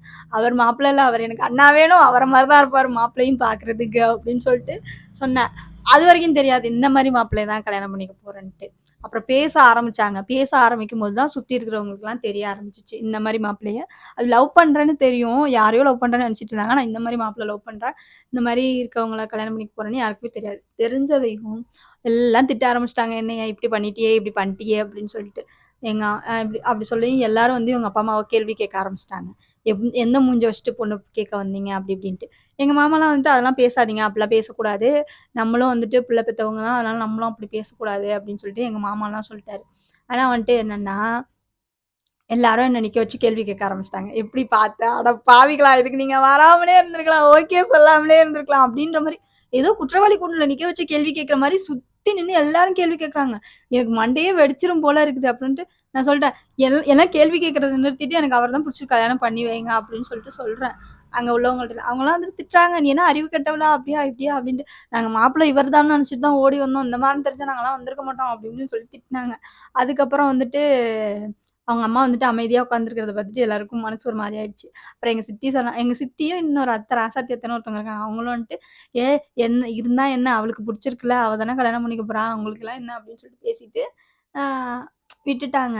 விட்டுட்டு என்னன்னா, அ "சடங்கெல்லாம் ரெடி பண்ணுங்க. ஒத்துக்கோங்க கல்யாணத்துக்கு" அப்படின்னு சொல்லி எல்லாருமே எங்க அம்மாவ கன்வின்ஸ் பண்ணி ஒத்துக்க வச்சுட்டாங்க. ஆக்சுவலா எங்க அம்மாவுக்கு ஓகே தான். எங்க அம்மா வந்து எல்லாருக்கு முன்னாடியும் ஒத்துக்காத மாதிரி ஒரு இது காமிச்சாங்க. அப்புறம் வந்துட்டு ஒத்துக்க வச்சுட்டாங்க. ஒத்துக்க வச்சதையும் பொண்ணுக்கு பூ வச்சுடலாம் அப்படின்னு சொல்லிட்டு பூவெல்லாம் வச்சுட்டு எல்லாமே முடிஞ்சிருச்சு. ஆக்சுவலா இது என்ன ட்விஸ்ட் அப்படின்னா, எங்க வீட்ல இருந்து சும்மா பார்க்க தான் போனாங்களே ஓகேங்களா, இங்கருந்து. சும்மா ஒரு நிமிஷம் இரு அதான் இரு. சொல்றேன். இவங்க வீட்ல வந்துட்டு என்ன வந்துட்டு எப்படின்னா, என் பொண்ணு இந்த மாரிப்பா என் பையன் இருக்கான். என் பையன ஒரு நாளைக்கு அழைச்சுட்டு வரேன் பாருங்க. பார்த்துட்டு முடிவ சொல்லுங்க. அப்படின்னு தான் பேசிட்டு இருந்தாங்க. ஆனா சித்தியும், அத்தையும் பேசினதுல என்ன ஆயிடுச்சுன்னா, பொண்ணு ஓகேவே பண்ணிட்டாங்க. பொண்ணு பார்க்க வந்திருக்காங்க அப்படின்ற மாரி பண்ணிட்டு என்னன்னா, பார்த்துட்டு பூவெல்லாம் வச்சுட்டு சடங்க முடிச்சுட்டு போயிட்டாங்க. எங்க வீட்ல உள்ளவங்கலாம் அப்படிலாம் போக்கூடாது. பொண்ணு பார்க்க வந்துட்டா, பொண்ணு பார்த்துட்டீங்கன்னா முடிவு பண்ணிட்டு போயிரணும்னு சொல்லி எங்க கிராமத்துல உள்ளவங்கள உட்கார வச்சு பண்ணிட்டு பத்திரிக்கையா எழுதிட்டாங்க. மஞ்ச பத்திரிக்கை எழுதிட்டாங்க. இந்த மாரி எங்க அம்மா சொன்னாங்க 2 வருஷம் கழிச்சு கல்யாணம் பண்றேன். இப்ப என் கையில எதுவுமே இல்ல. நகை எதுவுமே என் கையில இல்ல. எல்லாமே என் பையனோட ஆக்சிடென்ட்னால போயிடுச்சு. 2 வருஷம் கழிச்சு கல்யாணம் பண்றேன். என் பொண்ணுக்கு சமைக்க தெரியாது. எங்க அம்மா அங்கேயே சொல்ட்டாங்க. என் பொண்ணுக்கு சமைக்க தெரியாது. தின்ன தட்ட கூட எடுத்து வைக்காதது. நான் அப்பதான் வளர்ந்தேன். அ வந்துட்டு அ அப்படிதான் நான் வளர்த்து வச்சிருக்கேன். யாரும் தப்பா எடுத்துக்க கூடாது. கல்யாணம் பண்ணி வந்ததுக்கு பிறகு. எங்க அம்மா எல்லாருக்கு முன்னாடியும் சொல்ட்டாங்க. தின்ன தட்ட எடுக்க மாட்டா. வீட்டு வேலை செய்வா. ஆனா சமைக்க தெரியாது. தின்ன தட்ட எடுக்க மாட்டா. இப்படிதான் நான் என் பொண்ண வளர்த்துருக்கேன். அதனால 2 வருஷம் கழிச்சு கல்யாணம் பண்ணி தரேன் அப்படின்னாங்க. இவங்க வீட்ல என்ன பண்ணிட்டாங்கன்னா, இல்ல இல்ல அப்படிலாம் இல்ல. அவங்களுக்கு வந்துட்டு மனசு மாறிடுமோ! மனச மாத்திருவாங்களோ! பொண்ணு நல்ல பொண்ணா இருக்கு. எதுக்கு விடணும் அப்படின்ற மாரி நெனச்சுட்டு 20 நாள்ல கல்யாணத்த வச்சுட்டு வந்துட்டாங்க. ஆமா. இது என்ன ஆக்சுவலா என்ன ட்விஸ்ட் அப்படின்னா, ஜஸ்ட் போய் பொண்ண பார்த்துட்டு வரலாம்னு சொல்லிட்டு தான் போனது ஓகேங்களா. பட் ஆனா பொண்ணு பார்க்குறது எனக்கே தெரியாது. சும்மா பார்க்க தான் போறாங்கன்னு நானும் நெனச்சுட்டு இருந்தேன். ஸோ பார்த்துட்டு நிச்சயமே பண்ணிட்டாங்கன்னு வச்சுக்கோங்களேன். அது அது நிச்சயம் பண்ணிட்டு தான் எனக்கு ஃபோன் பண்றாங்க. இந்த மாரி நிச்சயமும் பண்ணிட்டாங்கன்னு சொல்லிட்டு. எனக்கு ஒரே சந்தோஷம். என்னடா பார்க்க தான் போனாங்க. நிச்சயமே ஆயிடுச்சா அப்படின்னு சொல்லிட்டு. சரி கல்யாணம் எப்போன்னு டேட் எப்போ ஃபிக்ஸ் பண்ணி கேட்டா, 20 நாள்ல கல்யாணம் எங்களுக்கு வந்துட்டு டிசைட் பண்ணிட்டாங்க. ஸோ கேட்டோனே எனக்கு ரொம்ப ஷாக்கிங்கா இருந்துச்சு. அட பாவி! அப்படின்ற மாரி அப்படின்ற மாரி ஆயிடுச்சு. ஏன்னா, பார்க்க போனாங்க. அன்னையிலேருந்து 20 நாள் வந்துட்டு எங்களுக்கு கல்யாணம். சரிங்களா. டிசைட் பண்ணியாச்சு. எல்லாம் பண்ணிட்டுங்க. ஓகேங்களா. அப்புறம் எங்க எங்க அடுத்த நாள் வந்துட்டு எங்க அப்பா, அம்மா அங்கேருந்து இங்க வந்துட்டாங்க. ஸோ இங்க வந்துட்டு எல்லார்கிட்டயும் சொன்னாங்க. ஓகேங்களா. சில பேருக்கு சந்தோஷமா இருந்துச்சு. சில பேருக்கு சொல்லிட்டு அப்படின்னு அதே மாரிக்கிறேன். அது ஆக்சுவலா வந்து என்ன ஸ்டார்ட் ஆயிடுச்சுன்னா, சண்டை ஸ்டார்ட் ஆயிடுச்சு. எப்படின்னா, "நீங்க வந்து பார்க்க தானே போறேன்னு சொன்னீங்க. முடிவு பண்ண போறேன்னு சொல்லல இல்ல. நீங்க ஆனா எப்படி முடிவு பண்ணிட்டு வந்தீங்க?" ஆக்சுவலா வந்துட்டு ஒரு நிர்பந்தத்துல அவங்க வந்துட்டு நிறுத்தி வைக்கப்பட்டாங்க. எப்படின்னா, ஆ இப்போ இல்லன்னா பொண்ணு எப்பயும் கிடைக்காது. 2 வருஷம்னு சொன்னது மனசு மாறி வேற யாருக்காவது கல்யாணம் பண்ணி குடுத்துருவாங்க. 2வது தலைவர் வந்ததே வந்துட்டீங்க. பொண்ண வந்துட்டு நிச்சயம் பண்ணிட்டு போயிடுங்க. ஏன்னா சும்மா சும்மா சண்டை வரும், எல்லாமே வரும். நிச்சயம் பண்ணிட்டு போயிடுங்க அப்படின்ட்டு, அவங்க வந்துட்டு ஒரு இது பண்ண ஆரம்பிச்சுட்டாங்க. ஸோ அதனால தான் அவங்க வந்துட்டு ஒரு இதுல வந்துட்டு ஒரு சிச்சுவேஷன்ல எங்க பொண்ணு கிடைக்காம போயிடுமோ! இந்த பொண்ணு நல்லா இருக்கு அப்படின்னு சொல்ற மாரி பண்ணிட்டு வந்துட்டாங்க. நிச்சயம் பண்ணிட்டு வந்துட்டாங்க. ஆக்சுவலா வந்துட்டு எங்க வீட்டு சைடு யாருக்குமே தெரியாது. எனக்கும் தெரியாது. ஸோ பார்க்க தான் போனாங்க. நிச்சயம் பண்ண மாட்டாங்கன்னு சொல்றது. நிச்சயம் பண்ணிட்டாங்க. அப்படின்ற சடனா ஒரு பிளான் தான் அது வந்துட்டு. அதுக்கப்புறம் நெக்ஸ்ட் டே வீட்டுக்கு வந்ததுக்கப்புறம் தான் வந்துட்டு எல்லாருக்குமே ஷாக்கிங்கா இருந்துச்சு. ஸோ சில பேர் சந்தோஷமா இருந்துச்சு. சில பேர் சண்டை ஆரம்பிச்சுட்டாங்க. ஸோ ஒரு வார்த்தை கூட சொல்லல. எப்படி நீங்க யாருக்கு டிசைட் பண்ணுங்க அப்படின்னு சொல்லிட்டு ஒரு புது பிரச்சனை ஆரம்பிச்சிருச்சு. சரின்னு சொல்லிட்டு எல்லாமே கடந்து தானே போகணும். எல்லாத்துக்கும் ஃபேஸ் பண்ணிட்டு அதுக்கப்புறமா அப்போ வந்துட்டு நெறைய ட்ரிங்க்ஸ் பண்ணுவாரு. அதனால அப்பா மேல வந்துட்டு ஒரு பயம் இருந்துச்சு. என்ன ஆச்சுன்னா, அப்பா சொல்றது தான் இந்த வீட்லயே முடிவு அப்படின்ற மாரி இருந்ததுனால, ஆ எல்லாம் அக்செப்ட் பண்ணிக்கிட்டு தானே ஆகணும். வேற வழி இல்லையே அப்படின்ற மாரி அக்செப்ட் பண்ணிக்கிட்டாங்க. அதுக்கப்புறம் எனக்கு வந்துட்டு என்னன்னா, இந்த 20 நாள் ஒரு நாளும் ஒரு டக்குன்னு போற மாரி இருந்துச்சு. இந்த 20 நாள் தான் நான் வந்து ரியலைஸ் பண்ணேன். ஐயோ! நம்ம அம்மாவ எவ்ளோ காயப்படுத்தியிருக்கோம். எவ்ளோ கஷ்டப்படுத்தியிருக்கோம். தப்பு பண்ணிட்டோமா? அப்படி இப்படின்னு கல்யாணம் வேணான்னு சொல்லிடுவோமா? பேசாம லவ் பண்ணிட்டே இருந்துருவோமா? அப்படின்ற மாரிலாம் தோண ஆரம்பிச்சுச்சு. கரெக்ட்டா கல்யாண நாள் ஸ்டார்ட் ஆச்சு. கல்யாண நாள் ஸ்டார்ட் ஆகுற அன்னைக்கு இந்த 20 நாள் வந்து கல்யாணம் ஃபிக்ஸ் பண்ணிட்டாங்க. ஸோ எல்லாமே ஜாதகம் எல்லாமே பார்த்தாச்சு. ஸோ எல்லாமே வந்துட்டு நல்லா பொருத்தமா தான் நாங்களும் ஜாதகம் பார்த்தோம். இவங்களும் ஜாதகம் பார்த்தாங்க. ஸோ எல்லாமே வந்துட்டு சூப்பரா இருக்குன்னு தான் சொன்னாங்க. அதுக்கப்புறம் நாங்களும் வந்துட்டு இவங்களுக்கு வந்துட்டு புடவை, அதாவது கூரை புடவை அந்த மாதிரி சொல்லுவாங்கல்ல. ஸோ ரிசப்ஷன் புடவை ரிசப்ஷன் இல்ல. அ இவங்க இவங்க ஊர்ல வந்துட்டு ஃபங்ஷன் மாரி வச்சிருந்தாங்க. சரிங்களா.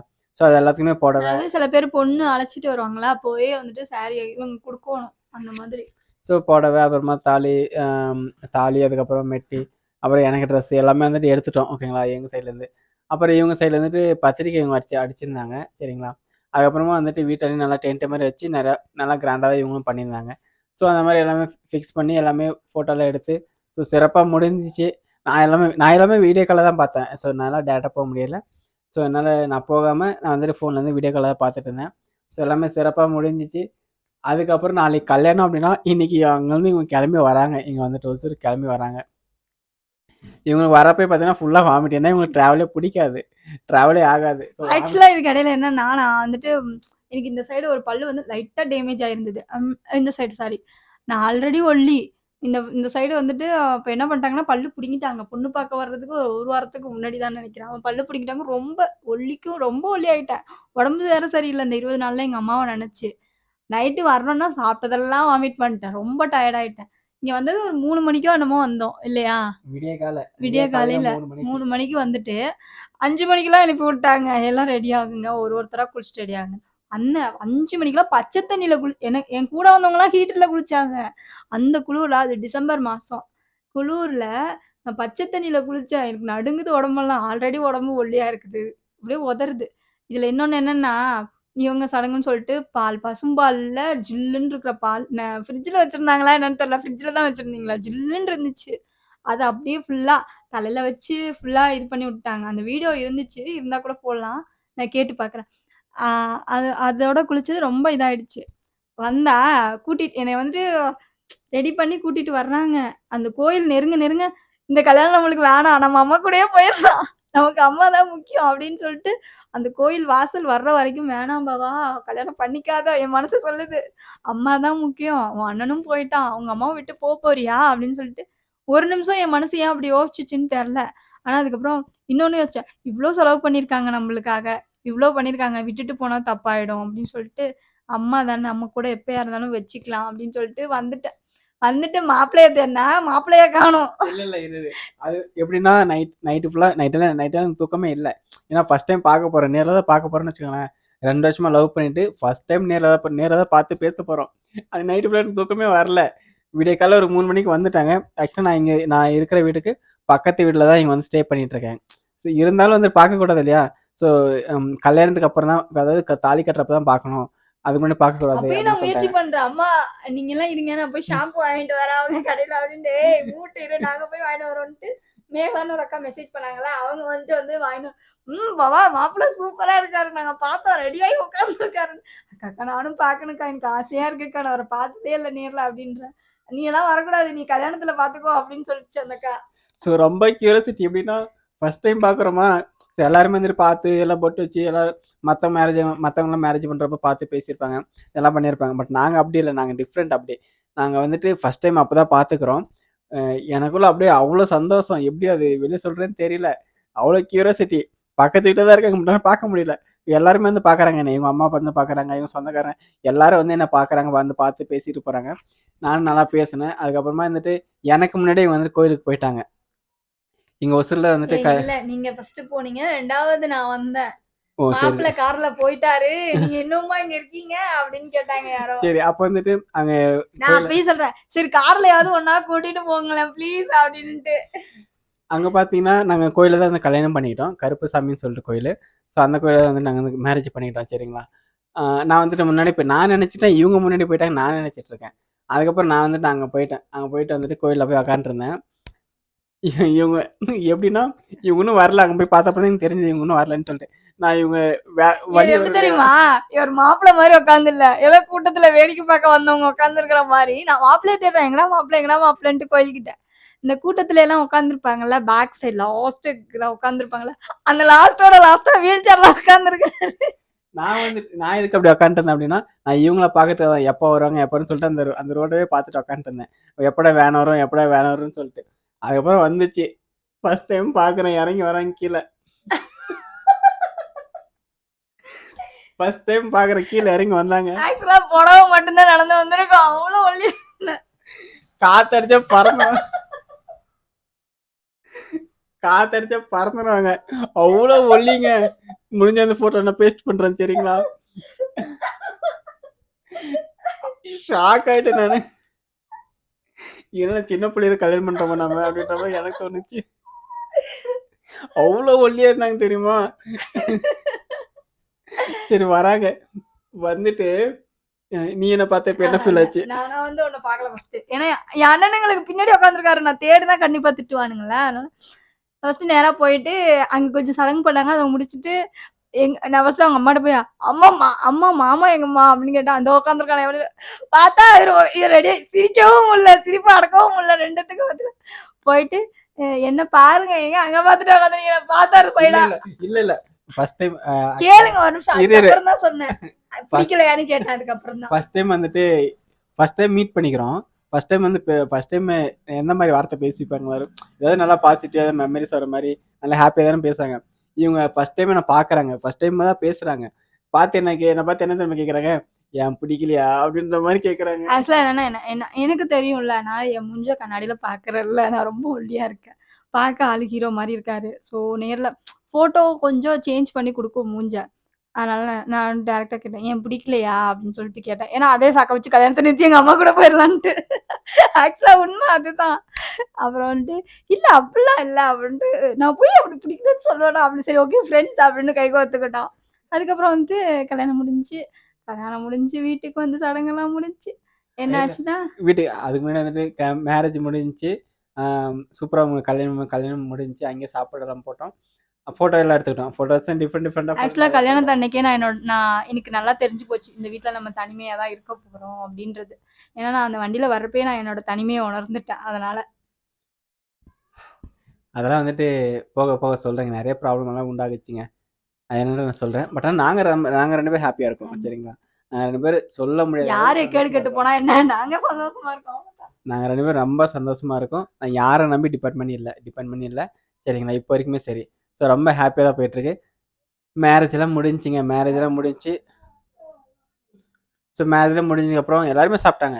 பட் ஆனால் நாங்கள் சாப்பிடவே இல்லைங்க. அங்கே சாப்பாடு அங்கே ஃபர்ஸ்ட் டைம் நாங்கள் என்ன 2 பேர் சேர்ந்து சாப்பிட்டோம் அப்படின்னா, நாங்கள் வந்துட்டு மோர் குடித்தோம் கோயிலில். மோர் எனக்கு வேணான்னு சொல்லிட்டேன். நான் கேட்டேன், மோர் கொடுத்தாங்க. பாயசம் காலி ஆயிடுச்சு. மோர் வந்துட்டு இவங்க வேணான்னு சொல்லிட்டாங்களா. ஸோ இவங்க எனக்கு ஊட்டி விட்டாங்க. அந்த மோர் வந்துட்டு எனக்கு ஊட்டி விட்டாங்க. அதுதான் ஃபர்ஸ்ட் டைமுங்க. ஃபர்ஸ்ட் அதான் எனக்கு கொடுக்குறாங்க. நான் குடிச்சிட்டு அதுக்கப்புறம் வீட்டுக்கு வந்துட்டோம். வீட்டுக்கு வந்த அப்புறம் உள்ள வரப்போ ஏதாவது சம்திங் பூஜைலாம் பண்ணுவாங்க. அதெல்லாம் பண்ணிட்டு உள்ள வந்ததுக்கப்புறம் 2 பேரும் சேர்ந்து சாப்பிட்டாங்க. வெஜிடபிள் ரைஸு அது மாதிரி ஏதாவது சம்திங்ஸ்லாம் இருந்துச்சு. அன்னைக்கு 2 பேர் சேர்ந்து சாப்பிட ஆரம்பிச்சது. இப்போ வரைக்குமே நாங்கள் 2 பேர் சேர்ந்து தான் சாப்பிட்டுட்டு இருக்கோம் ஒரே தட்டில். ஆக்சுவலா என்னாச்சுன்னா கல்யாணம் ஆயிட்டு பிரச்சனை, தாலி பிரிச்சு கோக்குறதுல பிரச்சனையா தான் வந்துச்சு. ஏன்னா வந்துட்டு எப்படி சொல்றது, எனக்கு வந்துட்டு ஒரு கட்டத்துக்கு மேலே நம்மளை ஏமாத்தி கல்யாணம் பண்ணி வச்சுட்டாங்க. நம்ம வந்து இவங்களை பார்த்துக்கணுன்றதுக்காக தான் எல்லாருமே அதுதானே சொன்னாங்க. அதுதான் நிஜமாகிக்கிட்டு இருக்கோ அப்படின்ற மாதிரி எனக்கு தோண ஆரம்பிச்சிருச்சு. பேசாம விட்டுட்டு போயிடலாமா அப்படின்னு சொல்லிட்டுலாம் தோண ஆரம்பிச்சிருச்சு. அப்புறம் ரொம்ப கஷ்டப்பட்டு இதுதான் வாழ்க்கை அப்படின்னு புரிஞ்சுக்கிறதுக்கே ரொம்ப டைம் எடுத்துச்சு எனக்கு. அதுக்கப்புறம் புரிஞ்சுக்கிட்டதுக்கப்புறம் யாரும் என்ன சொன்னா என்ன, நம்ம மனசு தான் சந்தோஷமா இருக்கிறதும் இல்லாததும் அப்படின்னு நினைச்சிட்டு லைஃப்பை ரன் பண்ண ஆரம்பிச்சிட்டோம். பட் ஆனால் ஓப்பனாக சொல்ல போனால் நாங்கள் 2 பேரும் ரொம்ப சந்தோஷமாக தான் இருக்கோம். சரிங்களா, பட் ஆனால் எங்களை சுற்றி இருக்கிறவங்க அந்த மாதிரி எங்களை திங்க் பண்ணுற அளவுக்கு டிபெண்ட் பண்ணி பேசுகிறாங்க. கொஞ்ச நேரம் யோசிப்போம். அதுக்கப்புறம் வந்துட்டு ஏன் இவங்க இப்படி இருக்காங்க, எனக்கு வந்துட்டு கோவம் வரும், ஏன் அவங்க இப்படி இருக்காங்க அப்படி இப்படின்னு. அதுக்கப்புறம் நீ எதுக்கு கோவப்படுற, ஏற்கனவே உனக்கு ஹேர்லெஸ் ஆகுது, மூஞ்செல்லாம் ஒரு மாதிரி ஆகுது, நீ இன்னும் டிப்ரெஷன் ஆனீன்னா உனக்கு ரொம்ப கஷ்டமா இருக்கும் அப்படின்னு. இது என்னன்னா வந்துட்டு அதுக்கு முன்னாடியே நான் வந்துட்டு டிப்ரெஷன் ஆகக்கூடாதுன்னு ஒரு முடிவு பண்ணேன். ஏன்னா நான் ஒரு விஷயத்துல ரொம்ப டிப்ரெஷனுக்கு போயிட்டு உயிர் போற அளவுக்கு கஷ்டப்பட்டு வந்தேன். அது இன்னொரு வீடியோல சொல்றேன். ஸோ இந்த வீடியோ பிடிச்சிருந்தா லைக் பண்ணிக்கோங்க. அவ்வளோதாங்க, இதுதாங்க என்னோட லவ் ஸ்டோரி. சரிங்களா, ஸோ முடிஞ்ச அளவுக்கு எல்லாமே கவர் பண்ணியிருக்கோம். சில விஷயம் வந்துட்டு ஒரே ஒரு விஷயம் மட்டும் விட்டு போயிட்டேன். என்னன்னா பாலாஜி வந்துட்டு எனக்கு வந்துட்டு இது ஃபோன் வாங்கி கொடுத்ததுக்கு அப்புறம் எனக்கு ஒரு புடவை வாங்கி கொடுத்தாரு பார்சல் மூலியமா. அதை மறந்துட்டேன். பொண்ணு பார்க்க வந்தப்ப அந்த புடவை தான் கட்டியிருந்தேன். ஆமாங்க, நிறைய விஷயம் வந்துட்டு எல்லாமே முடிஞ்சதுக்கு எல்லாமே சொல்லிட்டோம். சரிங்களா, இதுதான் என்னோட லவ் ஸ்டோரி. பட் இப்போ வரைக்குமே சரி, நாங்கள் 2 பேரும் ரொம்ப சந்தோஷமாக தான் வாழ்ந்துட்டு இருக்கோம்.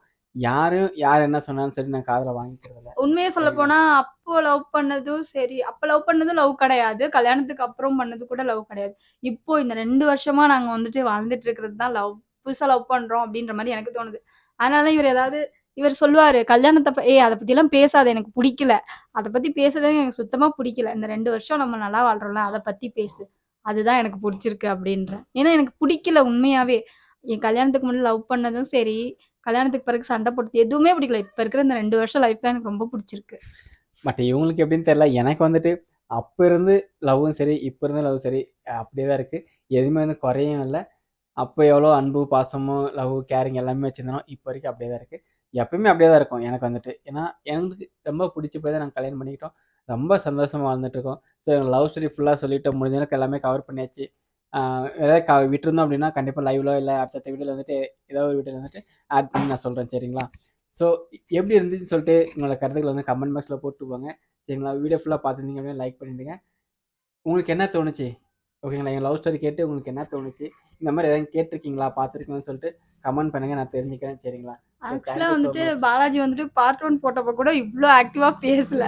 பார்ட் 2 போட்டதுக்கு இவ்ளோ ஆக்டிவா பேசுறதுக்கு காரணம் டெய்லி லைவ் போடுறது. இனிமே ஒரு லைவ்ல உட்கார வச்சிடறேன். ஓகேவா? எல்லாத்துக்கும் காரணம் நீங்க தாங்க. அவ்வளோ பாசிட்டிவா பேசுறீங்க, அவ்வளோ பாசிட்டிவ் கமெண்ட். அதெல்லாம் பார்க்குறப்ப எனக்குள்ள நிறைய நிறைய கான்ஃபிடென்ட் வருது. ஸோ அப்படின்றப்போ நீங்க இவ்வளோ கொடுக்குறப்போ நானும் உங்களுக்கு அன்பு கொடுக்கணும் இல்லையா? ஸோ அதனால கண்டிப்பாக வந்துட்டு நிறைய வீடியோஸில் நிறைய வீடியோ போட போகிறேன். ஸோ எல்லாமே கண்டினியூவாக பார்த்து சப்போர்ட் பண்ணுங்கள். தேங்க்யூ, பாய். பாய்.